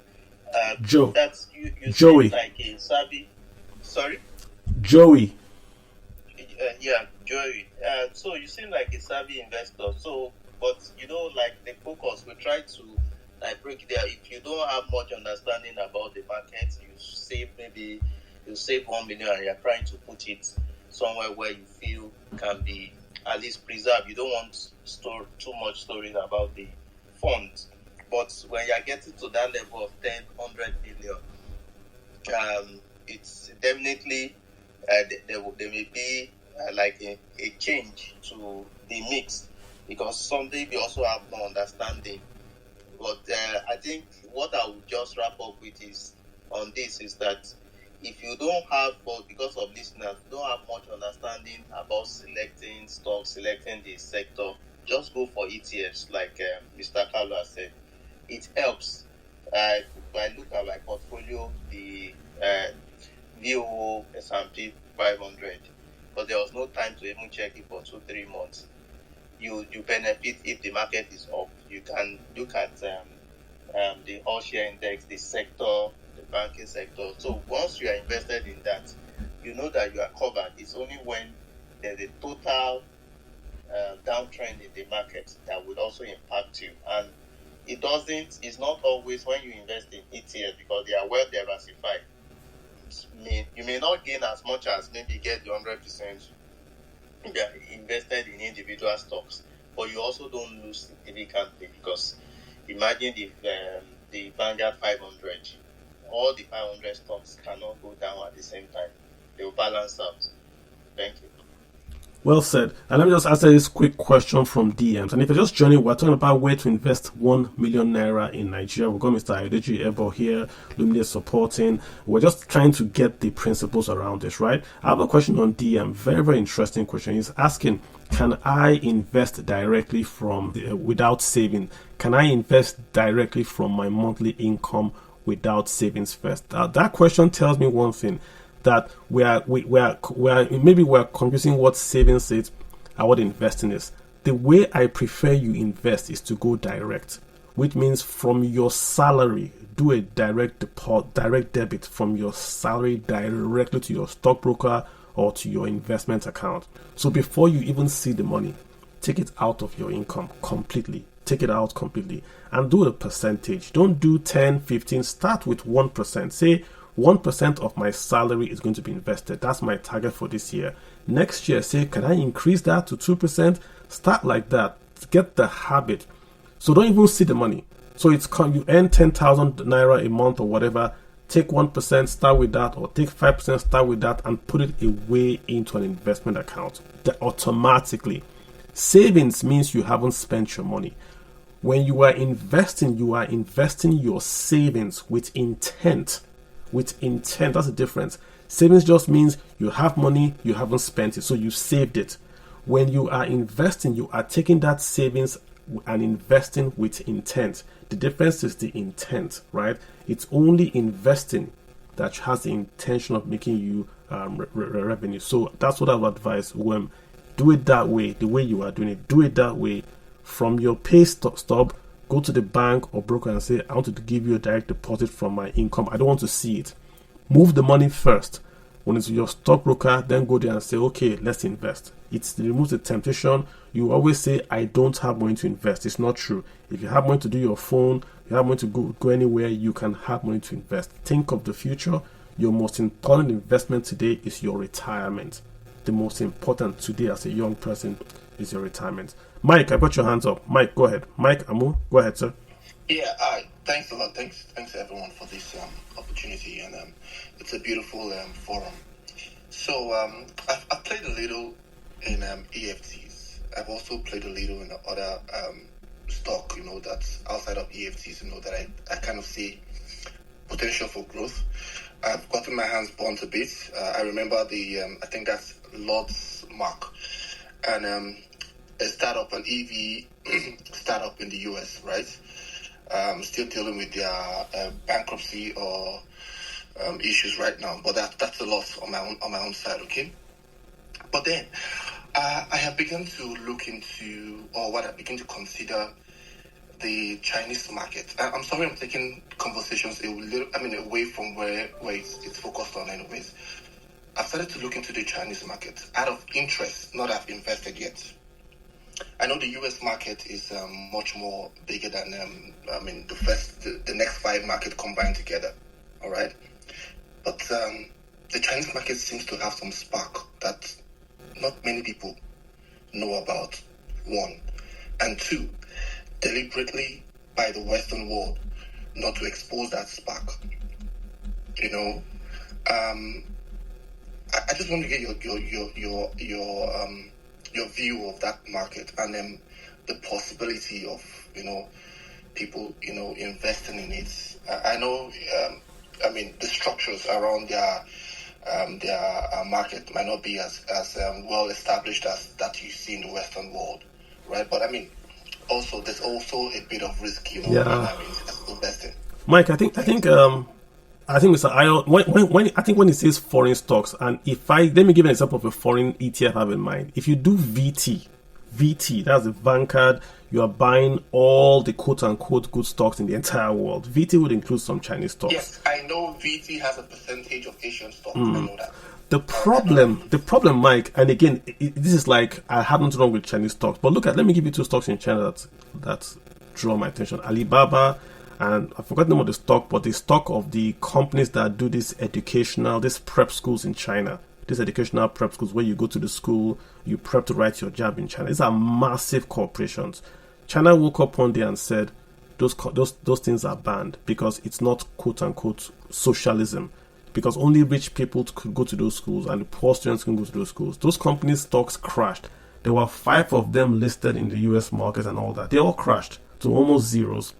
Last week, just 2 weeks ago, a Chinese guy wrote a memo, a Chinese policy guy wrote a memo that says kids in China will not be allowed to spend money to buy on-app games, video games. So you can't spend money on the in-app games because they want to restrict how much time Chinese kids were spending online.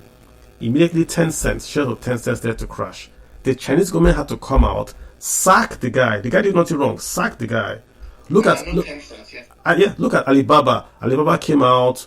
It was going to be the largest IPO on earth. IPO on earth. But he said something bad about the Chinese Communist Party. They've cut that guy down to size. Now we don't see Jack Ma or Alibaba again.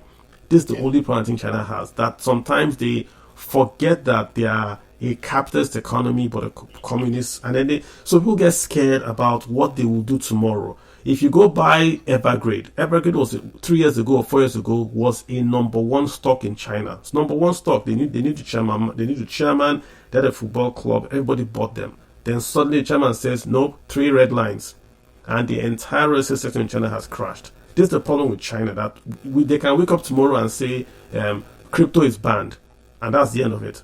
So if you can stomach the risk, it's a very, very good place to invest. You've answered my question. Okay? Good. I mean, you've actually exposed that instability in their structure. Okay, but I also look back at big time American investors. Warren Buffett, all right, is invested in BYD, their EV companies, right, which is way bigger than even Tesla in terms of numbers, what they churn out, right?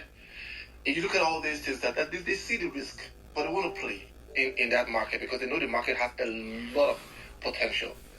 So yeah, the thing is that for a guy that has $1 million, nobody's going to take Warren Buffett's money. Warren Buffett will call Chairman Xi, and they will talk. And the chairman will say, "Okay, Warren, you're our friend." Warren can call the chairman. That's the point I'm making. But we can't call the chairman. So I rather Vanguard calls the chairman for me. So if I buy Vanguard VT, then Vanguard is in China. If they have any problems, they can call and say, "Hey, what are you guys doing?" That's why the policy guy got fired. Because I'm very sure BlackRock and Vanguard must have called and said, "Hey, we have shares in Tencent, and it's crashing because your guy said that kids shouldn't buy games." Now, I don't think what the guy said is wrong, but that's what must have happened. And then China has sacked the guy, and now the kids can buy games. So again, it's back to risk management, just like Nigeria. I'm sorry to bring this into Nigeria. How do you invest in Nigeria? You can buy Nigerian stocks directly. Do you know how I buy Nigerian stocks? I buy Nigerian stocks through the MSIX index. I buy the same Dangote, the same Access Bank. I buy through MSI index. You know why? They won't mess with those guys. When dividends are done, they will give them because they are foreigners. So as a Nigerian, I buy through that foreign arm. I pay the interest too. I'm not saying you should do it. Sorry guys, I should have brought up. I'm not saying you should do it, but for me, it gives me peace of mind. They raided Dangote's head office, right? That's a signal. For me, I don't want the wahala. I'm just in America. Just give those guys their dividends they will give to me. It's the same shares we're buying. So I just don't want wahala with anybody. Mr. Ayodeji, do you want to come in? So sorry, this is not 1 million guys. This is just Mr. Ayo. Do you have any? Yeah. No, I think because of time, I think you have well responded to. Then I think let me just also mention there are a lot of comments that I'm also seeing. I would also try best maybe by tomorrow if I can respond again to all this night, by tomorrow also to respond to you. Yeah, I'm sorry. I know you are up against a time crunch. I'm going to allow you to exit. I know that's one to just bring it that you are here.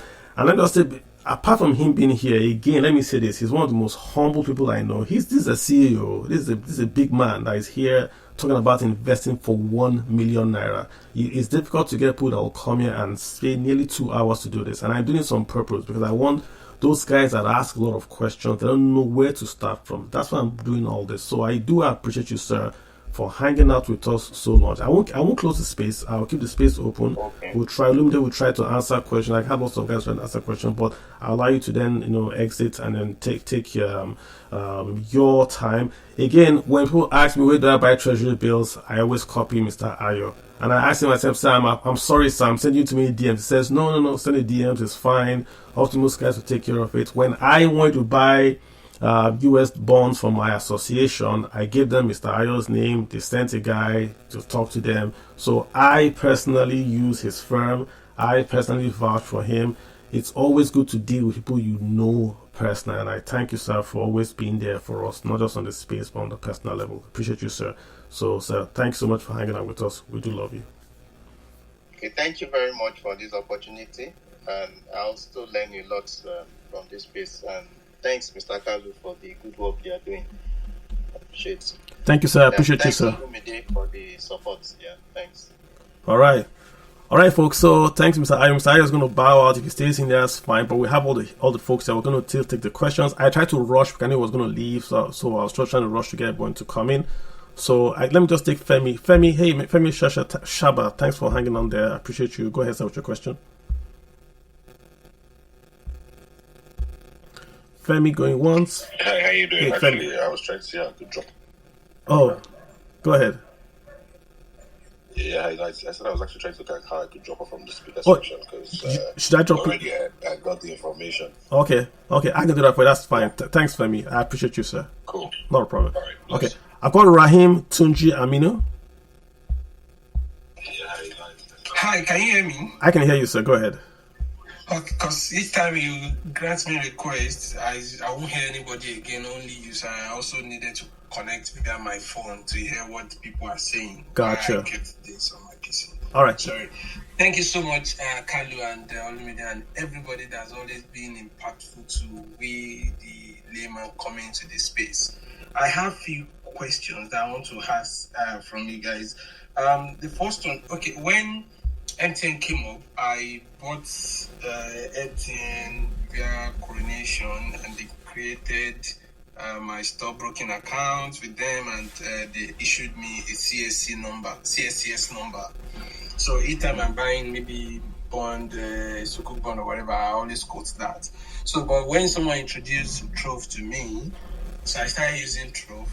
Though all the learnings or the knowledge I'm using on that platform is things that I've been tapping from you guys, and that also interests me to be reading about some of the news and see what's saying. So most time I always gamble, But since I've been using Trove now, I saw that they created the ARM Securities as my stockbroker. So I went to CSC website, I created an account because I was like, okay, all these things I'm doing, if Trove, for instance, crashed today and I don't have access to Trove, how will I have access to some of this investment that I've made? If this one, so I was like, okay, let me go to CSC because I've read that CSCS platform will help you to show all these things. But I created an account and I tried to log in, but they kept saying that I should contact my stockbroker. So I hang there like, okay, which of the stockbroker am I going to? Is it Trove I'm going to reach out to, or is it Coronation? I don't really understand where to go. Good question. Let me give you how it works, right? In the past, we used paper certificates to show ownership.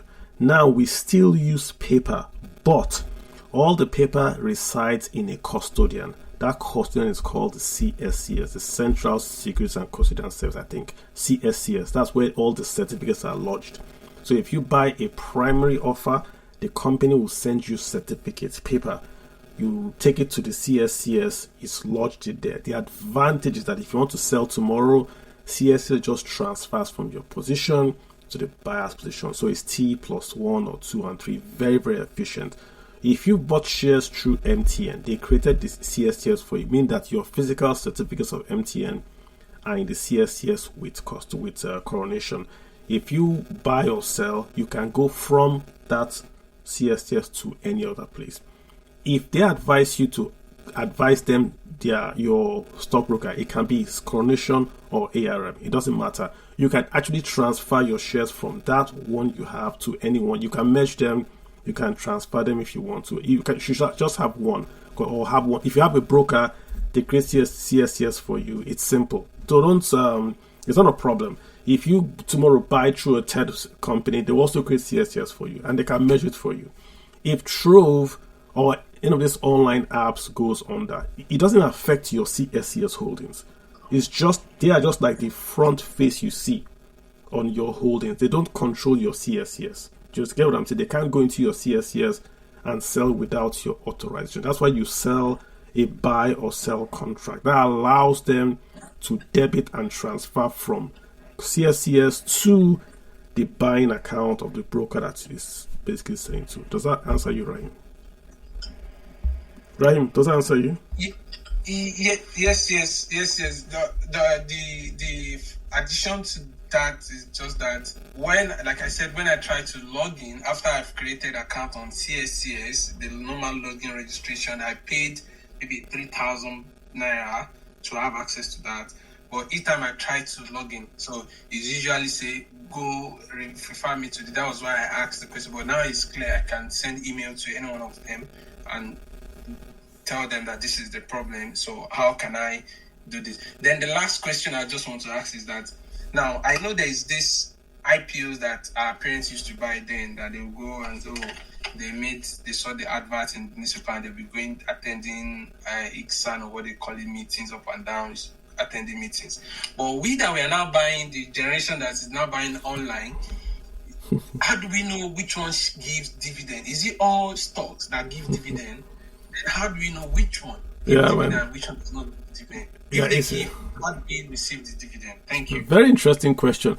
Sometimes Rahim, again, this is not to you, right? But sometimes, because I'm so into this, right? Sometimes I hear some questions and I'm just, I'm happy I do this because, okay, let me answer the Rahim, right? A company, when a company every company has directors and they must give them returns, i.e. annual returns. Dividends are not mandatory, but once you buy shares in, say, MTN or any company and they declare a dividend, they have to declare a dividend at the annual general meeting. So if they declare dividend, they will tell you when they are going to pay. And they will tell you when you should be a member of the company to receive a dividend. So if you simply go anywhere online, go to any Coronation or whatever, when you look at the stock tables, if you look at the very, very end of the stock table, you see dividend declared. They will say yes or no. They will say interim or full dividends, and they will actually put a date there when they're going to pay the interim dividend or the full dividends is there. Or you simply go log into the share website of the company, look for the investor page to tell you if they've declared dividends and when they're going to be. It's the same meeting you're going to attend. Those AGMs your parents attended were where they decided to pay the dividend. When you bought shares in MTN, all MTN did was they transferred your shares automatically to CSCS. In the past, MTN will give you a certificate. Then you take your certificate to your individual broker who would then put in a certificate for you. But this time they made it a lot easier for you. So you didn't get the certificate, you just got the shares transferred directly to your CSCS. So it's more efficient for you. So if you want to know if, for instance, Flour Mills or Access Bank has paid dividends, just go to their website, go to the investor page. They will tell you that they are going to pay dividends, when they are going to pay it, and if it's interim or full. Otherwise, go to the Nigerian Stock Exchange website. It's also there. What date, when they're going to pay, and all that. Or even any stockbroking app will tell you the stock is paying dividends and when they're going to pay. It's not mandatory they pay. What they're going to pay, they will declare it and they'll be given to you. So Rahim, make sure you can also tie your dividends to your bank account. So don't allow them to post dividends to you in a certificate. Give them your bank account. It's called e-dividends. So they pay your e-dividends directly to your bank account. And I will say this, open up a separate bank account for your dividends. Don't receive dividends into your non-bank account because it might mistakenly go into Suya. Open a separate bank account for your dividends so you can do what's called a dividend reinvestment plan, DRIP. In America, most of the companies offer a DRIP plan, which means you don't get paid your dividends, but dividends are applied automatically to buy you new shares. In Nigeria, not so, but you have to ask for it. So if they don't offer a DRIP, create one for yourself. You open a new bank account for your dividends. Your dividends are paid to that bank account. Then from the bank account, you now issue your broker a new check to buy you new shares. That's how you want to do it. Don't mix your dividends in with your normal bank account. So that's best practice for you. Does that answer your question, Rahim? Yes.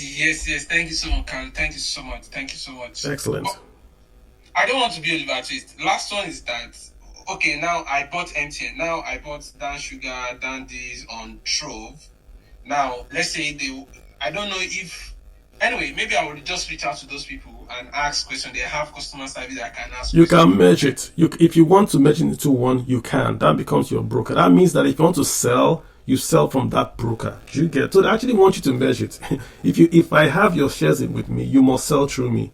Do you get it, the game? So okay. It's like having money in the bank. You have money in Access Bank. You can't go to GTB and say, I want my money in Access Bank. You have to go to Access Bank and take your money out. The same with shares.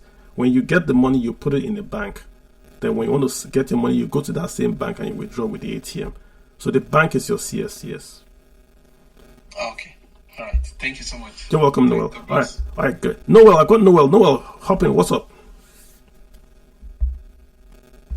Noel going once, Noel going twice. I've got this guy, Fulani Headsman. How are you doing, sir? Hello, thank you very much for this opportunity. So, I did final. Let me see. Fulani, please go ahead. Okay. Thank you very much once again. So, my question is still about dividends. Sorry for taking this again. I just wanted to understand. So, I do understand companies have a specific time that they pay dividends, some based on maybe the quarter basis and all. But what happens when they do not make profit? Because it seems like dividends are paid based on the profit that they make. So, what if the company, doesn't make profit, or what if maybe the company goes bankrupt? What really happens? Great question. So when you buy a share, you are buying the profits and the loss. So a dividend is not mandatory. When you invest in a company, the company can pay or cannot pay. The company can make a profit and not pay you dividends. Tesla does not pay dividends. As a matter of fact, the way you know a growing company is that they don't pay dividends. Google did not pay dividends for a long time. Microsoft, Tesla didn't pay dividends. Mature companies pay dividends because the way they think is that if the company is growing, it can use its money better to grow that by investing in its own company than paying you a dividend. Do you get it? So in Nigeria, most companies pay a dividend. A good way for you to know is this. If you go to there's a sector called the Nigerian Pension Index. In the Nigerian stock market, they have indexes. There's what we call the Nigerian Pension Index. Nigerian pension companies will not buy a company that does not pay a dividend. That's their rule. So if you don't pay a dividend in Nigeria, the PFAs will not buy your shares. So the PFAs have their own index. So a good way for you to know a company that pays dividends is just look at the Nigerian Pension Index. If the company goes bankrupt, no dividends. The company can also make a profit and decide not to pay you a dividend. No problem. The company they don't allow a company to borrow and pay dividends, but some companies get very innovative and do that. So it's not a guarantee you get a dividend. That's the difference between shares and debt. When you lend a company money, they must pay you back. But when you buy their shares, they are not mandated to pay you dividends. It's not by force. And they can pay you whatever. They can pay you 1 kobo per share or pay you 10 naira per share. So that you have high dividend paying companies and you have low dividend paying companies. Any bank is paying high dividends. Any bank. Some companies in Nigeria don't pay dividend. Yeah? Does that help, Fulani? Yes, it does, but just a follow-up if that's possible. So what I'm looking at is now you could see that some people are investing, right? So I'll look at a few companies that are dividend-paying stocks. Now that's what I want to invest in. So I'm going to say, okay, like I have X amount of money. I'm going to put it in these companies that pay dividend. And then that dividend that is being paid to me, maybe, I can just use that money as my, called passive income kind of thing. Perfect. Yeah. You are on the right track. So you can do that. Like if your objective, if you are older, if you want to get dividends on the market, that's your objective income, right? You could go to Nigerian Stock Exchange, pull up that PFA index. You will see the companies in Nigeria that pay dividends. If you buy them, right, that means you're going to get dividends from them. So what I advise is this. Open a bank account that is only for your dividends. Then you use that bank account and you use this for your e-dividends. So all those companies will then pay their dividends to that bank account and that becomes passive income for you. Well said. That's how I advise you do it. Right. Thank you very much. And one last one, please. I just wanted to say this, especially for those that, are in Nigeria as well. You mentioned something about, all these rice companies and all. I think last year I tried playing around with just, locally buying the rice and reselling it. It seems like it's a very profitable business in my own, based on my own calculation, because I feel like something that I bought around 23k per bag, almost for like 40 to 50k. But I do understand the market changes, but I don't know, like, what why is it not something that is very popular? People are not doing it, or are there like companies that specifically do that and they give that much profit? Or is it for commodities specifically? Yes, like food stuffs. Let's say now you buy maize. I got you. What if you ask me, right? The reputable companies that do it are the Afex people. The at Afex, AFEX, they do it, right, and they allow you to trade on rice, paddy, ginger, cocoa, and all that.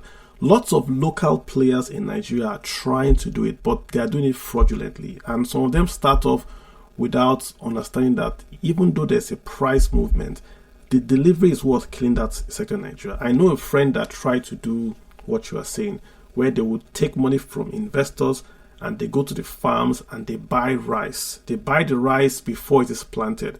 So he was taking money from people, then funding farmers to plant rice, and the farmers will give him the first harvest. Then he pays back the rice farmers.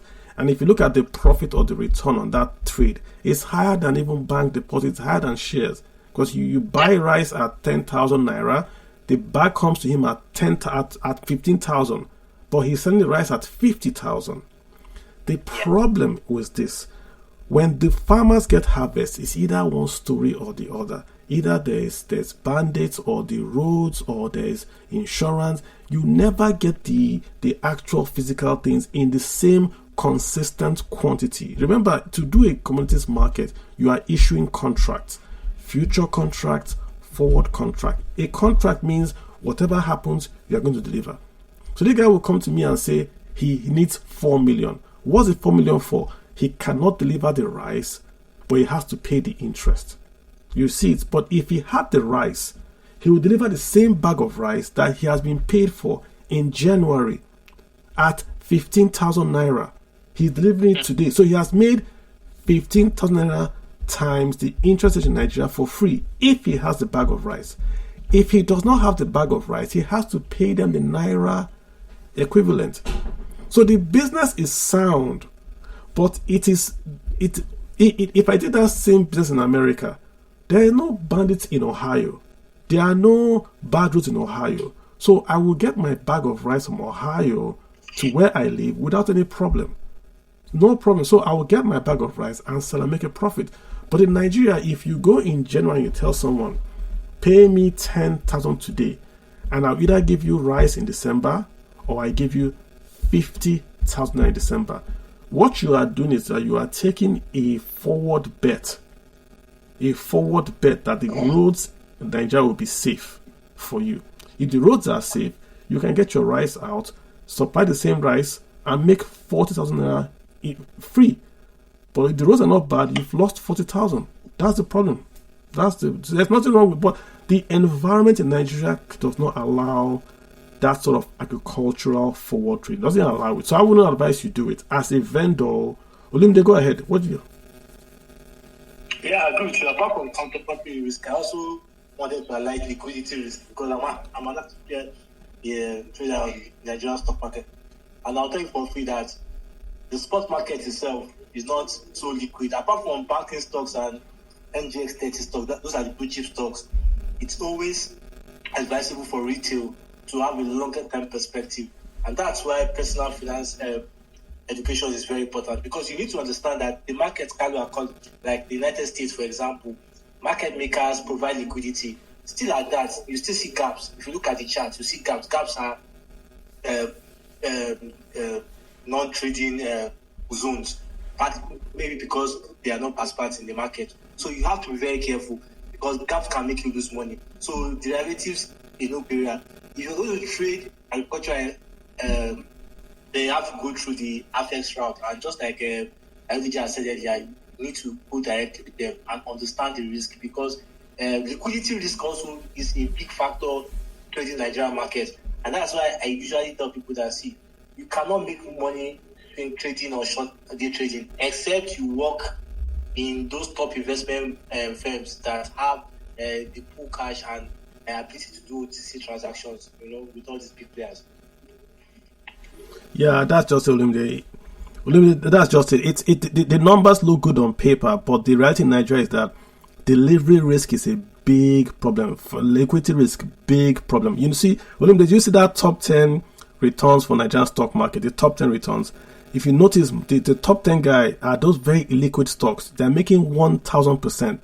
But if you try to sell 5 million units of those stocks, you can't find them. You can't buy or sell them. But they're doing 10,000% return. You know? In fact, you have to sell them lower than the actual price. I've Yeah. done that a couple of times because you can't get a ready buy at that price most of the time. So it's just they are quoting the number return, but not the actual. It's not available. If you go today now to buy those stocks, you can't see them, but it's 10,000% return. So that's really the if you want to do commodities, I would just say stick with Afex. You know, stick with those guys. They know what they own the warehouse, so they have the commodities in the warehouse. So your delivery risk is a bit reduced than trying to trade on your own. I mean, if you guys do it, but man, the wahala is too much. This is a personal story I'm telling you. There's a guy that comes to my space, Haruna. He comes to my space, a farmer, and he'll tell me he's making 1 bag of rice. He sell how much sells bag of maize. You know, after he does all that, how much he pays for a truck to go from his farm to Lagos, it just doesn't make any sense. It doesn't make any sense. But the issue that you keep bringing up is about delivery. Why does it have to be delivered? And you also mentioned something about like call, meaning like you buy ahead of time. Yes. What happens is, let's say now, for instance, I do want to buy. So when the harvest is done, basically when everybody is harvesting and stuff, people buy already. So I buy this and then I keep it. Yeah.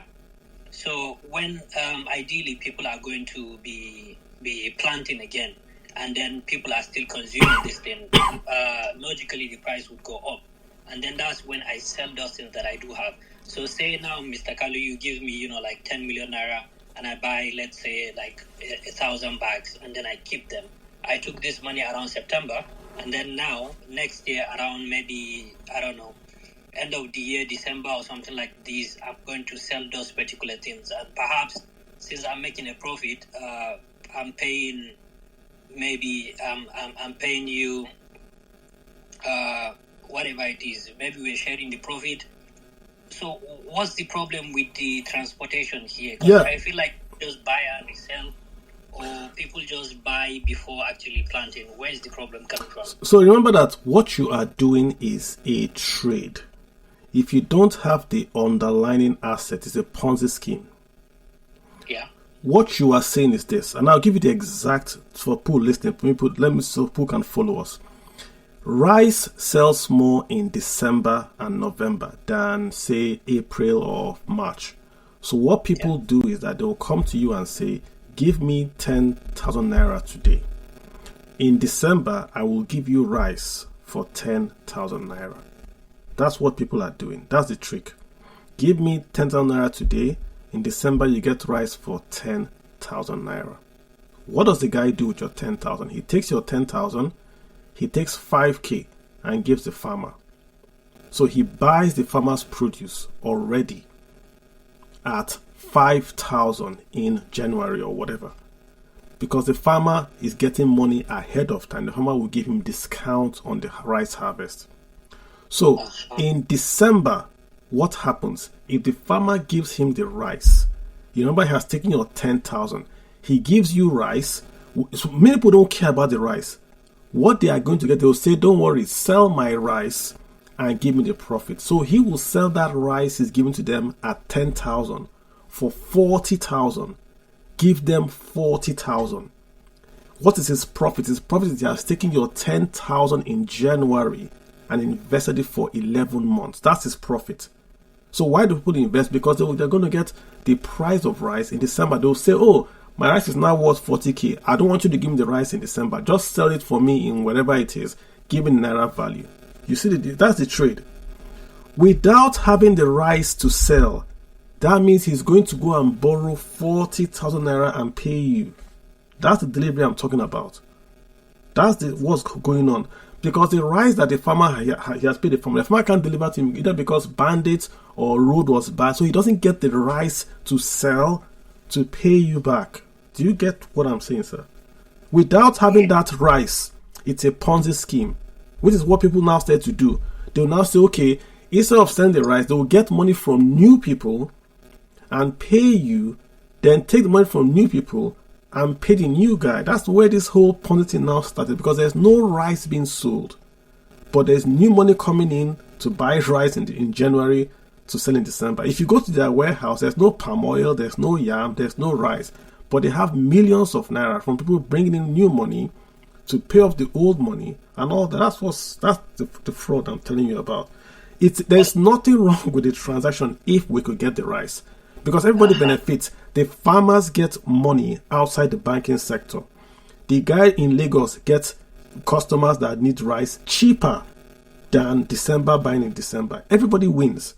The problem is the insecurity, and the infrastructure does not allow this rice to go from Kebbi to Lagos. That's what I'm saying. Does it make sense now? Yeah, I totally understand. Most of the guys you see don't have rice. It's just Ponzi. Give me money, I give you. They are relying on new money to pay you. There's no rice they are selling to make that 40K. It's money from the new people that is paying you the 40K. Yes, so that means if I can buy, hold it, and then resell it later, that's something that can... Perfect. That's what I'm saying. If you can do that, but you can't buy rice in January now. I'm just using an example, because there's no rice in January. You have to buy the rice. You have to pay for the rice today and hope the farmer will have that rice available to give to you, so that you can sell that rice, pay off your debt to the subscribers, make your profit, and then you close the cycle. You open the cycle by taking deposits for rice from people. You close that cycle by delivering rice, either by selling the rice or giving them naira. But because there's no rice, what you do, you leave the thing open. You now take new money. You haven't closed the contract, but you're taking new money. I don't want to waste it, but I hope you get the point I'm making. That's what's the problem. Yeah. Thank you very much. You're welcome. Let me just get Mr. Dr. Obieri. How are you doing, sir? Can you hear me? I'm good, bro. How are you? We're just talking about agriculture. We had Mr. Ebo here talking about where to invest in money. I know we have penciled you down to also come in and tell us where also you would invest $1 million naira. The idea is I want to get people attuned to investing by giving them real life examples. But in your case, I want to make it 10 million. And I want to target to agriculture. Where can I invest 10 million naira in agriculture in Nigeria in 2024? That's for you.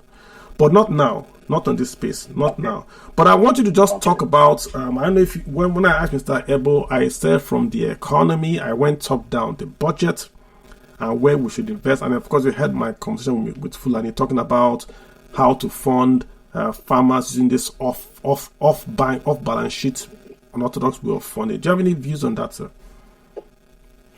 For me, there is something, doing agric in Nigeria is all about trust. Both from the upstream to the downstream and to the midstream. And basically, over the last 6 years, some of the experience I've gained, I've opened my eyes on the need to do something and then scale it up. Currently, what we are trying to do is to raise, we started it around June. In September, to do dry season, general palm species nursery, and the dwarf coconut.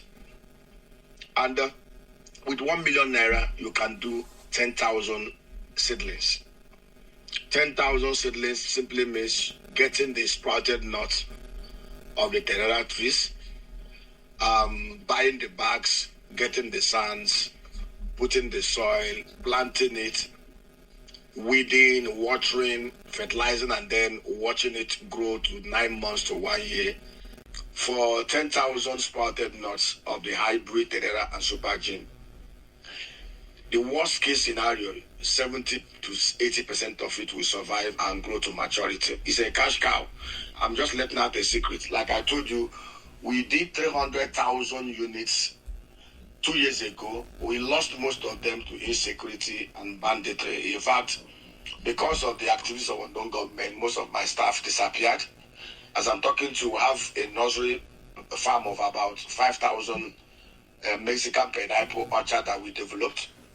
Very profitable. There are people are harvesting it. It's in the wild because of insecurity. Most of our farmers are not there. So, but what the sprouted nut, the ones within a massive orchard that was not fenced. We lost most of them to pigs. I know these unknown government are very brazen. In fact, there was one bishop that mentioned to me how they will come with a registered government truck, massive truck, and they'll be loading those things and they'll be taking them away. And nobody will question them, nobody will. So what I now did was, this year we had to now do it in a fenced environment, fenced and gated, in such a way that nobody can have access to it. It's on about 4 plots. In that 4 plots, you can actually do up to 50,000, but we are just doing it in price of 20,000. Like I said, with 1 million, you can do 10,000. And that 10,000, even if 70% survives, is so much money, because it takes an average of about 200 to 300 naira to raise 1 tree up to 9 months, including labor costs. And then you can easily sell it, because it's very expensive now, for 800 naira to 1,000 per tree. I had an experience about somebody that asked me, that's one thing I don't like about those in government. They always want to take advantage. In fact, they called me that somebody wanted to pick about 5,000 units. We agreed on 1,000 naira per unit, and the guy is now saying we should multiply the number, and they say give it to them at 3,000 per unit. Then I will pass 2,000 to him. Whereas me that spent almost 9 months, 1 year, I've been in this thing for almost 5 years, I will just make a spread of about 50-60%. That's the kind of country we live in. But that is by the way. Like I said, give anybody 1 million naira. I will advise the person, go on crops, cash crops. Either you are doing the tenera palm trees, you are doing the dwarf coconut, or you are even doing the date plants, the date trees. The date trees are another cash cow. For most people who do not understand, a hectare of the date tree of 150 trees in 1 hectare can give you as much as $2,800. In fact, the hybrid in 5-6 years can give you about 20 tons per hectare. In fact, from the 50 year, you can start getting 10 tons per hectare. A ton of the dried date palm, date fruits, in the market today goes for about $8,800. But most people do not even see it. That's why you see us crying every time, shouting and screaming that Nigeria is an oasis of wealth, and those of them who purport to govern us do not have that discipline and rigor to do this. One of the things that motivates us even to go to this Tenera dwarf coconut, even the hybrid Mexican papaya, is another one that gives you cash cow. The hybrid Mexican papaya, in 8 months you can start harvesting it. It grows and the fruits for at least 4-5 years before it starts diminishing in productivity. A tree itself can produce about 60 to 80 heads of fresh red papaya. And 9 months it starts producing. And it survives. So if you plant 100 and you measure that 100, 98% of it will survive. And it does not require so much rigor and so much stress to develop this. So, Dr. Berry, I mean, for most of the guys listening here, I don't think even if they have the money, they don't have the time or the knowledge. Are you looking towards creating some form of outlet or paper where people can say, okay, I have 10K, I have 100K, and I want to invest in this? Shouldn't that be maybe an avenue for us to explore? Carlos, I'm saying the same thing to you. Basically, like now, there's a place. I'm telling you what I've learned based on experience. Those trees must be planted in a place where it is gated, where you have a borehole. That's what I did now, in a way that you cannot have access to that place unless you have the keys. And of course, I have trusted hands who will make sure that those things are taken care of, and taken care of when it's asked, when to. For those of them who do not have, I always encourage anybody, if you're not on ground, whoever you're going to be partnering with, the era of you give somebody money, you don't know what the person is doing, is not right. You must have evidence of the person has a gated environment, the person has the facilities to do this before you release your money. I've always said it. Anybody telling you, give me money, I will give you this, without evidence of what he will do, when he will do it, how he can do it, showing you structure to support what he said he wants to do, and then following up gradually, and don't release all the money at the same time, because that was what I normally do. Like I have guys running the orchards now. Basically, I know how much it costs to get the sprouted nuts from Weimar in Calabar. I know how much it costs to get a bag. I know how much it costs to get how many trips of treated soil that can bag 10,000, 20,000, 50,000, 100,000, something I've done over time. I know how much it will take to fertilize, to apply the initial fertilizer and then the liquid fertilizer growing. I know how many trucks of liters of water it consumes, because in dry season you will spend almost about 10,000 liters of water every 4 or 5 days. So I know how much it costs to bring 10,000 liters of water into the tanks every day. I know how much I pay those that water it. I know how many times you will have to weed the farm in a year. I also know how you can also protect the farm from rats and rabbits going to eat the sprouted nut before they gain, strong roots in the ground. So these are things. Anybody that you're talking that is telling you he wants you to invest your money and put it, you need. But I can tell you, these things I've mentioned are cash cows. They are no brainer. If you can get trusted people who understand how this is done, and you invest with them. What I normally, like the guy is running my orchard now. I do it. I give them that comfort. At the end of the year, whatever profitability, they will take 40%. I will take 60%. It's a way of actually empowering them, creating job, and therefore they are being paid for taking care of the place. They have stipend that you pay them to make sure that they have other things they are doing. So their own is just to come in the evening, water it in the morning, water it, and then go and do their business. But they are sure of monies coming to them at the end of the harvest season. So papaya, terera, the dwarf coconuts, and I always, if you can even in your village you can buy land and fence it if you have money.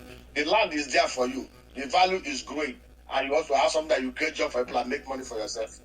All right, sir. So I think Mr. Berry, we have to bring you on a special space. That's what I'm hearing. Yeah. The DM people are saying we should bring you on it. So we'll do itemize.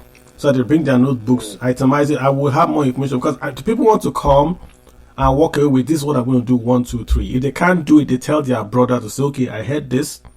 I want you to go and investigate this. And this is what we'll do. 1, this is what we'll do. 2, this is what we'll do. 3. So I'm going to have to bring you back. So that's what the DM people are telling me. And I don't play with those people here. So please, let me bring you back. So we take an hour and just drill down on this. I know because the theme this year is export earnings, diversification. And I hear you say dollar per ton. I hear you say diversification away from bonds and shares. So it's right within our alley. So let's bring you back, sir, if you don't mind. And then take our time. Okay. And yes, sir, I appreciate it. Appreciate you hopping in. Okay. I think we've got about, this is how much time we've got here total before we go. Luminda's been hanging out with me. I've got about 30 minutes. Luminda's going to be here. Strategy, I have your hand up. Let's run this baby down and see what's going on. Strategy, go ahead. Go strategy, go Shuku, upgrade, Noel, Justice, 1-4, Duka, Udogu. Justice, go ahead. Hi, everyone. Good evening. Hey, what's happening? Over here. Where are you calling from? Yeah, Lagos, okay. Maryland. Excellent. Go ahead, sir. Yeah, awesome. My name is Olawumi Fashino. I'm sure a couple of people know me on this agric thing. So quick one, my background. Let's go to the structure. Would you have a question on the topic, where to invest $1 million? Yeah, I have a contribution. Yeah, go ahead, real quick.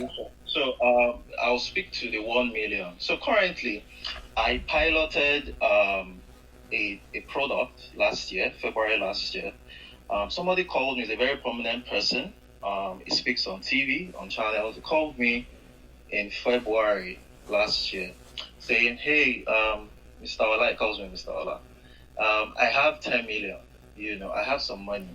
And I want you, because I've had a background of trading agri-commodities. So I want somebody to trade with these funds and give me returns. And coincidentally, I have a network of procurers. I call them procurers. What do these guys do? Mr. Ola, you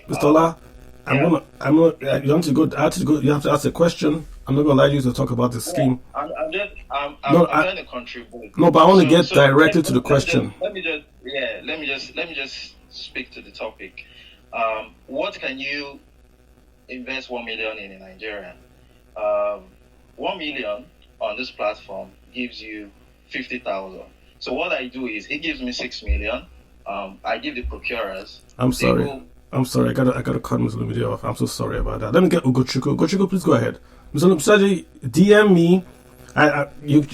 You can't just speak on the platform I'm not aware of, because I want to be very sure that I am only letting people hear what I've vetted. So I'm so sorry about that. You can DM me and talk about before I let you speak on any investment topic. Stocks, bonds are regulated, But just I'm not sure if you're related, so I can let you go on. Please go ahead. Okay, Carl, thank you so much. Hi there. Yeah, go ahead. Okay, I am new to stock investment, so I want to ask a few questions. My interest is not in Nigeria at the moment. My interest is in the US. So I want to ask, do you think stocks like Nvidia and Google, do you think they've reached their peak in terms of growth? Nobody knows, bro. And nobody can answer that question for you. But what we can say is this, right? When you are buying a stock, you are trying to buy the sector. So what you're asking is that, do I think video graphics has reached its peak? What do you think? Do you think video graphics has reached its peak? I think it's still starting. Yeah. But, I don't know if what we assume from outside is what the market calculation gives, because I don't know, how to... The thing is that Olumide is going to talk about IT and those new IT, which is the NVIDIA, the chips. That's a very, very high moat business. High moat, meaning that it's difficult to get in. But once you are in, you have a very, very short time to build out your capacity, because you then become now you know NVIDIA. There are many people doing what NVIDIA is doing you don't know about, right? Because they don't have the size and the scale. He's there. He's now, I think that's the fastest guy I've seen go to the top 1 trillion mark, or near that 1 trillion mark. He's among the Magnificent 7 now. So he's there now. I don't think he has reached the peak. The question is that, will others allow him to stay there without competition and taking away his market share? That's the question. Chips, it's not just about money. You might have 1 trillion and you can't make one chip. China is importing more chips than crude oil. China, they import more chips than crude oil. That's one thing they import, chips. They can't make enough. They don't even have the technology. Even America cannot make those Generation 5 chips. Only South Korea and Taiwan make Generation 5 chips. So that sector, instead of buying NVIDIA, I would just buy the sector, because I don't know anything about chips. So, but the guys that run that ETF that invest in chips, they know more than I do. So they will spot the next NVIDIA before I would even know what chips are. So I would just say, for those kind of sectors where it is difficult to know the movement of who's going to be a market player, try to buy the sector. For a bank, we know JP Morgan is a big bank. It will be difficult for any bank to approach JP Morgan without us seeing that bank. So we can buy JP Morgan individually. But for a sector where we are not sure where technology is going to go to, we don't know what's going to happen tomorrow, we don't know what EBT is approved, what will happen, buy the sector. Go. That's, you get where I'm coming from. Where you're not sure, buy the sector. Where you think you are more sure about the direction of the market, you can buy the individual stock. So you're saying ETF is better instead of going direct? Of course, because you are diversifying your risk. You can buy NVIDIA today and tomorrow a new company will knock them off, or NVIDIA will grow. You don't know. So because you don't know, diversify. So even if you must invest in that sector, there are 3 methods for you. There's buying the US, there's buying tech, then there's even buying tech chips. You can actually go down that rabbit hole and say, okay, I can get as specific without being specific. So because you don't know, I don't know, you don't know. But the guys that run that sector, Olumide knows better than 2 of us, because that's what he covers. But I put a no more than Olumide because they are in Silicon Valley, they do chips every day. So they know better than us and they run funds. So I'd rather give that guy my money and say, invest in IT for me than trying to do it myself. Hence, ETFs that are focused on chips or tech would be a banger. That's what I'm trying to go to, because we don't know. Okay, exactly. I just wanted to add something, Carlo. I think he also needs to be very careful, because what a lot of people look at is the returns and they ignore the risk. For example, Akvest Kettlewood, he sold NVIDIA stocks early last year. She didn't see the rally coming, And this is a very brilliant woman, She controls one of the biggest funds in the world. So, you see, knowledge, experts will tell you that it's much better to measure your risk tolerance with your skills and capital. So, for example, we spoke about dividend. Now, a lot of people are saying, they want dividend, but they've forgotten that yields and your size of capital matters. For example, Warren Buffett's Berkshire Hathaway had $880 million from Apple. Mm. But if you look at the dividend yield of Apple, it's almost negligible. Now, if you compare the dividend yield of GT Bank, for example, and Zenith, is 3 times more than JP Morgan. So the question is, for example, what are you looking for? Are you looking for how to hedge against the devaluation of the naira and inflation, or you want capital growth, or you're looking on how to send your kid to probably Princeton, Harvard, Yale? Your investment objective must align with, and that is why the space is all about enlightening you guys that, see, apart from the general financial knowledge, you also need to have these personal skills on how to select and also relate with your investment bank. Because the truth of the matter is, just like Carlos said, the guys even on Wall Street, they miss it. 2000 and last year was a good sign to tell you that almost everybody got it wrong. Almost everybody got it wrong. And these are guys that are quants, that understand, that step in the market.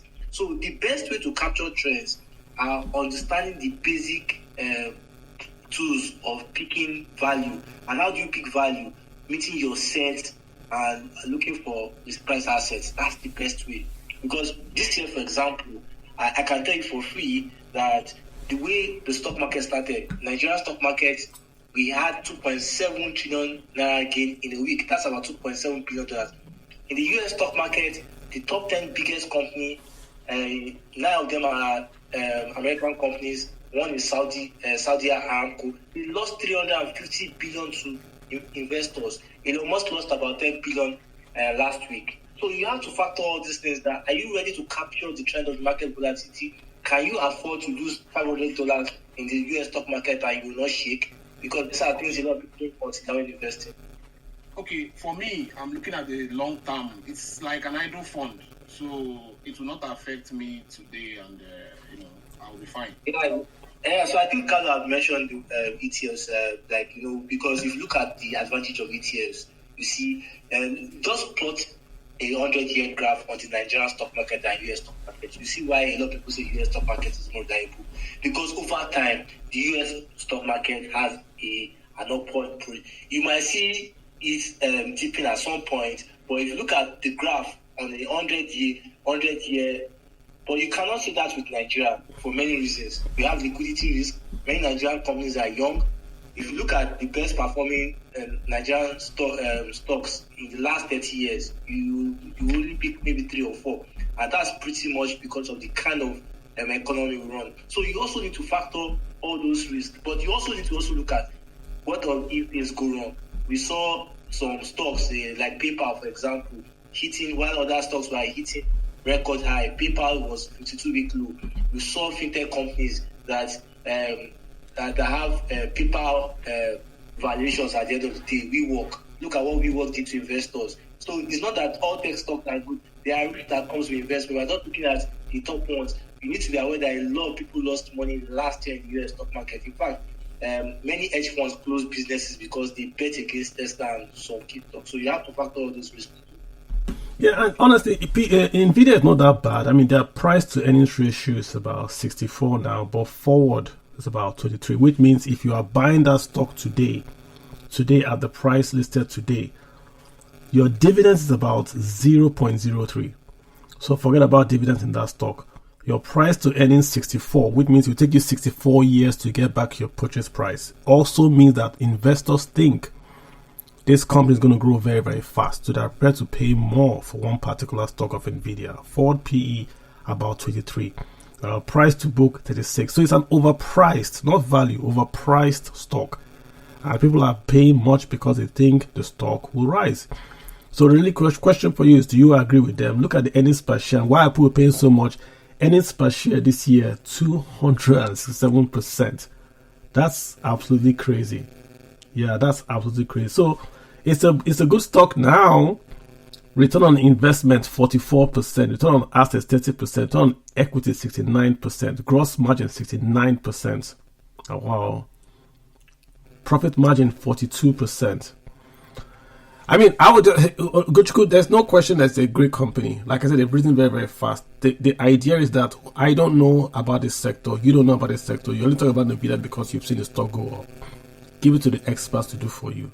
So you can buy it directly, but that's concentrating your funds, or you can buy the ETF and you know that tracks tech stocks, and you're also in here. If you buy VTI, you've bought the stock. If you buy the ETF that trusts investment, you've also bought the stock. So try to maybe go concentrated. Let me see the Vanguard. I'll get the name for you. The Vanguard Tech ETF.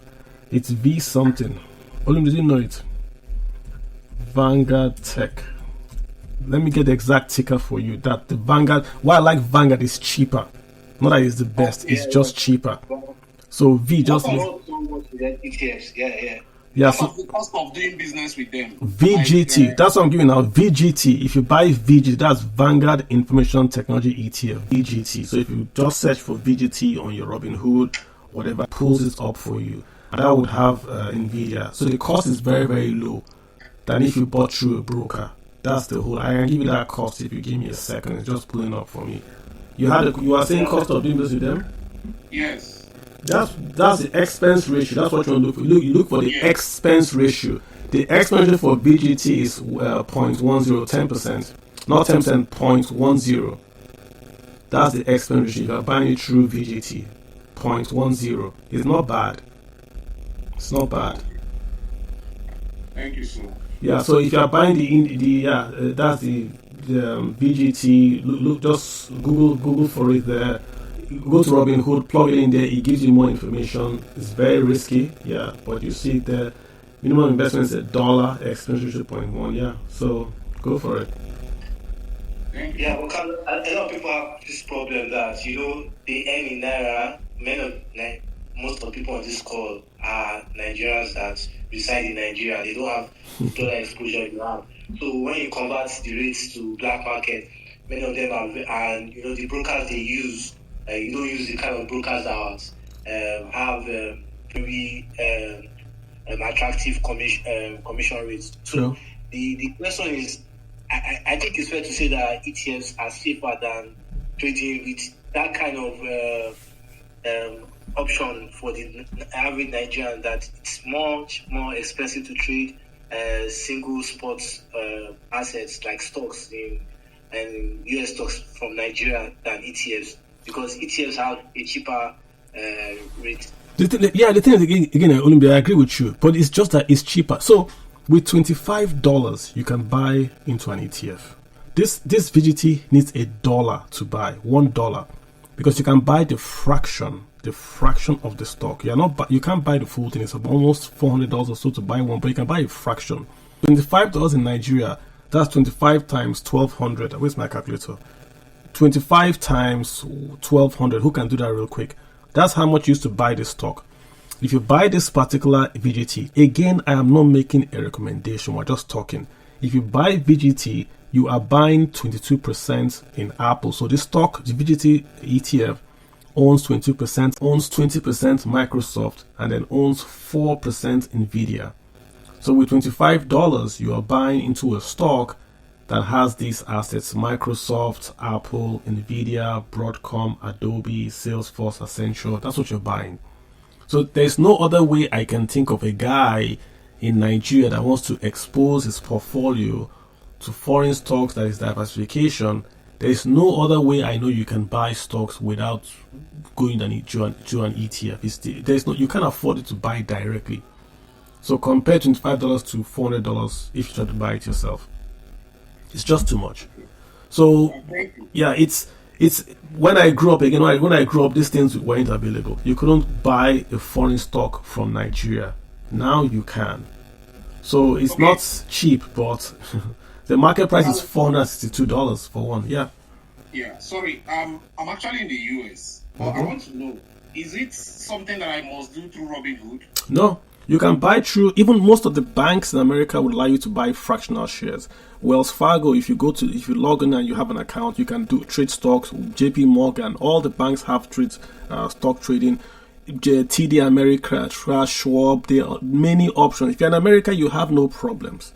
You can buy through any place. It's in Nigeria where because they don't have a social, they have to go through specific apps that are through Drive Wealth. But if in America, you can buy anywhere. It's the same thing. You're not going to get any cheaper, whatever. If you go directly, it's cheaper. On this system, it's 0. The expense rate is 0.1. But you can buy anywhere. If you have a stock broking platform, just go in there and buy directly. But am I going to be able to buy ETF through stockbroker? Yeah. ETF simply means a mutual fund that you can trade during the day. There's nothing special about it. Your broker can buy an ETF for you. You can buy it yourself on your phone. It's nothing special about it. I've given you the ticker VGT. Just go to Robinhood or your broker VGT. If you want it, if you think it matches your objective and your risk profile, consider it. I'm not giving you a recommendation. It's just because you're talking about it. Yeah? Thank you. All right, you're very welcome. Let's get Undoka. Undoka C. Undoka, how you doing? Go ahead, sir. Undoka going once, Undoka going twice. Noel, Mr. Noel, how you doing, sir?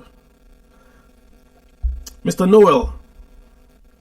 Mr. Noel going once, Mr. Noel going twice. 1-4. Mr. 1-4 with the hands up. Only real Sam. Only _ real Sam. How you doing, sir? Please go ahead.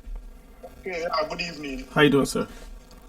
Yeah, thank you for this space. I just stumbled on it and I'm just very happy because I bought my first share in the year 2006 or 2007. Mm-hmm. I can't remember that year, but I was still a young boy that time. I just wanted to see what it looks like buying a share. So I bought it and I just made a decision this year to start also playing in the Nigerian stock market again because I saw there's a post I saw on Facebook where somebody posted the top 10 performing stocks in Nigeria last year. So, and that motivated me again to look into the Nigerian stock market again and see what I can make out of it. So now I just have a few questions, please. First of all, I know when I bought my share in 26, 27, I had a CSCS number which I don't have it again. I've lost it, and even the share certificate and everything of that stock I bought, I can't really trace it. So I want to know how I can get back that CSCS number, if there is a way to trace that number again. Yeah, of course. Just go to the company you bought. Go online, find their registrars, then go to the registrars. They'll get everything for you. Take 2 forms of ID. Go to the registrar of the company. They'll trace it for you. Okay. Then this from the post, Mr. Ayodeji, he said that you can invest in Nigerian fixed income investment. So, considering inflation and the constant devaluation of the naira, is it advisable to invest in Nigerian fixed income investments? Yeah, he's talking about the portfolio. He's telling you to build a portfolio with 40% because you get income, right? And that income he then hedge with American and equities and American fixed income, because that's what he's saying. You have to build a portfolio that will give you returns. There is no investment in Nigeria, quoted in Nigeria and regulated, that beats Nigerian inflation. So what you want to try to do is to reduce the gap between what you are earning and what you can earn vis-a-vis real inflation return. So it's not whether it's advisable, it's what are your options. You have no options, you have to still invest. So that's what he's saying. Okay, finally, I just want like a market summary, to know the sector one can invest this year. We can't answer that question. I think if you look at the listen to the what we've posted, this space is going to be recorded. We try to give you that as well. I think he's tried to focus on the budget. He said BUA, Dangote. He said Presco for agriculture. Then he said banks. So I also tweeted it. Again, we're trying not to say we're recommending that you buy. You understand where we're coming from? You have to invest according to your objectives, according to your risk profile, and with the understanding that it's very, very risky to invest. So if you go back and listen to the tapes, I think he answered your question, but we're not going to tell you, go and put your money here or put your money there. Does that make sense to you, sir? Okay, yeah. Yeah, gotcha. All right. You're very welcome, Waffle. Let me get Micah. We'll have a few. We're just going to run. We've got about 9 minutes to go. Micah, go ahead, sir. Mr. Micah? Micah going once. Awele, please go ahead. Hello, Awele, can you hear me? Please go ahead. This is Ndoka speaking. Good evening, everyone. Can you hear me? Hello. Luca, please go ahead. Yes. Okay, yeah. Good evening, everyone. Thanks for this wonderful session. So I just want to clarify, investing in dollar mutual fund and investing in foreign stock, which one is more profitable? Okay. So the mutual fund just takes a collection of stocks. The stocks is just one. So you are asking what is more profitable between buying 10 stocks at once or buying one stock at once. That's your question. There's no way to answer that question. Why do you buy one stock? Why do you buy a collection of stocks? You buy a collection of stocks because you want to spread your risks across, so that if one is down, the whole 10 cannot be down. So there's no way to answer which is more profitable. You are investing according to your objectives, and you are saying, if I buy 10, I'm spreading my risk. Have I answered the question, sir? Yeah, you did. So is there a minimum amount for dollar mutual fund? It's per mutual fund. You've got to do your research. So go online, the one you want to buy, they'll give you your mutual, the minimum right there. It's not one answer for everything, right?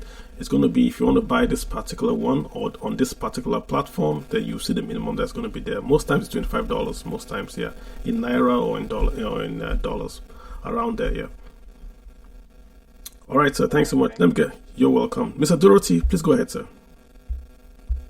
Thank you, Mr. Kalu. I want to ask a question about the farming, the papaya, and the dates. Is it possible that the speaker, if he has to share, if he has maybe a tutorial platform or anyhow to reach out to him for investment? If you send me a DM, I'll send him a DM. He's left here. He's no longer here, but I'm going to bring him back. He has been on my space before. I didn't want him to start, because when he starts, he has a lot of information. He's packed. So I'm going to bring him back specially to talk about investing in that agri space with specifics. So if you listen, you can grab from him. If you send me a DM, I'll send it to him. Then you can ask him those questions. But he's a very packed guy. Yeah. Okay, thank you. And number two, please. I don't know if this is the right place to ask this question. I'm on the verge of, what are the documents needed? Like say, buying some acres of land. What are the right documents needed in Nigeria? Because I don't know, man. Dicey. I don't know, man. Some ballot will say they are giving No, Dorothy. I don't know that question. I think it's space specific. Like if you go to Lagos, you might have done. I don't know the exact answer to that, but it's going to be based on who is selling. Based on who is selling, yeah. I don't know, but I'll try to bring someone on the space. Good question for a space guy. I'm going to bring over next time. Yeah. Awele, please go ahead. Dorothy, thank you so much. Appreciate you. Awele, go ahead. Okay. Good evening, everybody. Yeah, go ahead. Real quick, man. We're rounding up. All right. Okay. The topic is a nice one. Where should I invest 1 million in Nigeria? So I'll just talk about my own experience. No. Do you have a question? Okay. The question, I just want to answer a question. Like someone asked about land. As in the right. No. Do you have a question for me? If not, we'll move on. We have about 5 minutes to go, so we're just running up, Awele. Okay. The question I'm asking is about the dollar. What is it? And can somebody that is just a newbie start it? I think so. I think you can invest. You can invest abroad. There are many apps in Nigeria that allow you to do that investment. That's what we're talking about all day. Like I think Bamboo, I believe Cowrywise, they allow you to invest, or they give you exposure to the foreign market. So yes, you can convert naira to dollars and invest according to your objectives, according to your risk profile. Okay, let me take the last person here, Micah. Then I'm going to round up, right? Micah, please go ahead. Then you're the last person to speak. Go ahead, sir. Yeah. Good evening, Mr. Carlo. Good evening. I appreciate the space. Learned a lot. So my question is, what's the essence of investing in the Nigerian stock market when you know that when you buy a share like Transcorp and then it's at an all-time high and then you're having liquidity issues in terms of selling your shares? So what's the essence? Who says the liquidity issues? You tried to say you couldn't sell? No, I saw. I think it was a tweet from yours or somebody, but I saw a tweet that was like saying that the top 10 performing stocks most times it's difficult to sell them because of liquidity issues. But not Transcorp. We're not mentioning Transcorp. No, not necessarily Transcorp. But I just okay. Use that for instance. So not Transcorp. So what's the second question? And then my second question is for a young Nigerian, in his early 20s, with a capital of 1 million naira, in terms of a fund of 1 million naira, we advise them to invest in ETFs or pick individual stocks, that kind of thing. Yeah. You want to do that? You don't have money to pick individual stocks. You don't have the money. One share of Tesla is nearly $500 or is it $400? So how many would you buy with your 1 million? Convert $1 million to dollars is about maybe $900. So you can't buy individual stocks. So ETFs allow you to have diversification with your 1 million. That's the point. So you are looking to diversify to protect yourself from risk and then to leave it alone to just grow and expand. That's what I'm talking about ETFs. There's no better or best in investment. There's just something that serves your purpose. If you are younger in Nigeria with a weaker currency, you want to do diversification, both Nigerian and foreign, and ETFs give you a cheap way to diversify. Right? All right, guys, let me just round up. Thank you so much. Right? We brought Mr. Ayo here to talk about where to invest 1 million. I knew that the questions are going to be fantastic, and you guys would gain from just the interaction and to listen to the questions. So I thank you all guys for doing that. Let me plug this. Let me just do this. I wrote a book, right? In that book, I have all these questions. What are ETFs? How to invest abroad? How to save? How to invest? Asset management. It's all in there. Sometimes I plug the book because I know it is good. The first thing you want to do before you invest a kobo is to read about investing. You don't invest blindly. You don't go in and say, I want to buy US stock because you heard one guy on the space talking about it. You want to understand why you are investing abroad. What are stocks? What is FICO? What is dollar cost average? You've got to understand before you invest a kobo, right? And the way you understand is to go online and you read, right? There are YouTube channels that give you free advice on investing. There are Twitter handles that give you free advice on investing. Follow them, learn. That's the first investment. You are investing your time to get knowledge. Read books about investing. Study Warren Buffett, right? Study Tony Lumelu. Study what those guys are doing and what they are investing, and then learn from them. That's the easiest way you can learn. Buy my book, read it. Invest in your knowledge. It would help you in your investing journey. That's literally what you want to do. All right, guys, so keep following. We're going to try to bring in January investment topics that will guide you and to make you a better investor. Olumide, again, unmute and say thank you for just being here. I appreciate you again all the time. You had a wonderful space last week where you talked about investing. Thank you so much, sir. I appreciate you. Yeah, thank you. I just wanted to also give a shout out to Invest N1m and Carver, what they did for that lady that was throwing around receiving gifts. It was very commendable. That's one way of promoting personal finance education and investing. A lot of people don't even know many of these investment apps, so I was very, very impressed by what they did. So I just wanted to give a shout out. Thank you. Excellent. On that note, guys, we're going to call it today. Thank you so much. You guys enjoy your week and have a blessed week ahead. Thank you and bye.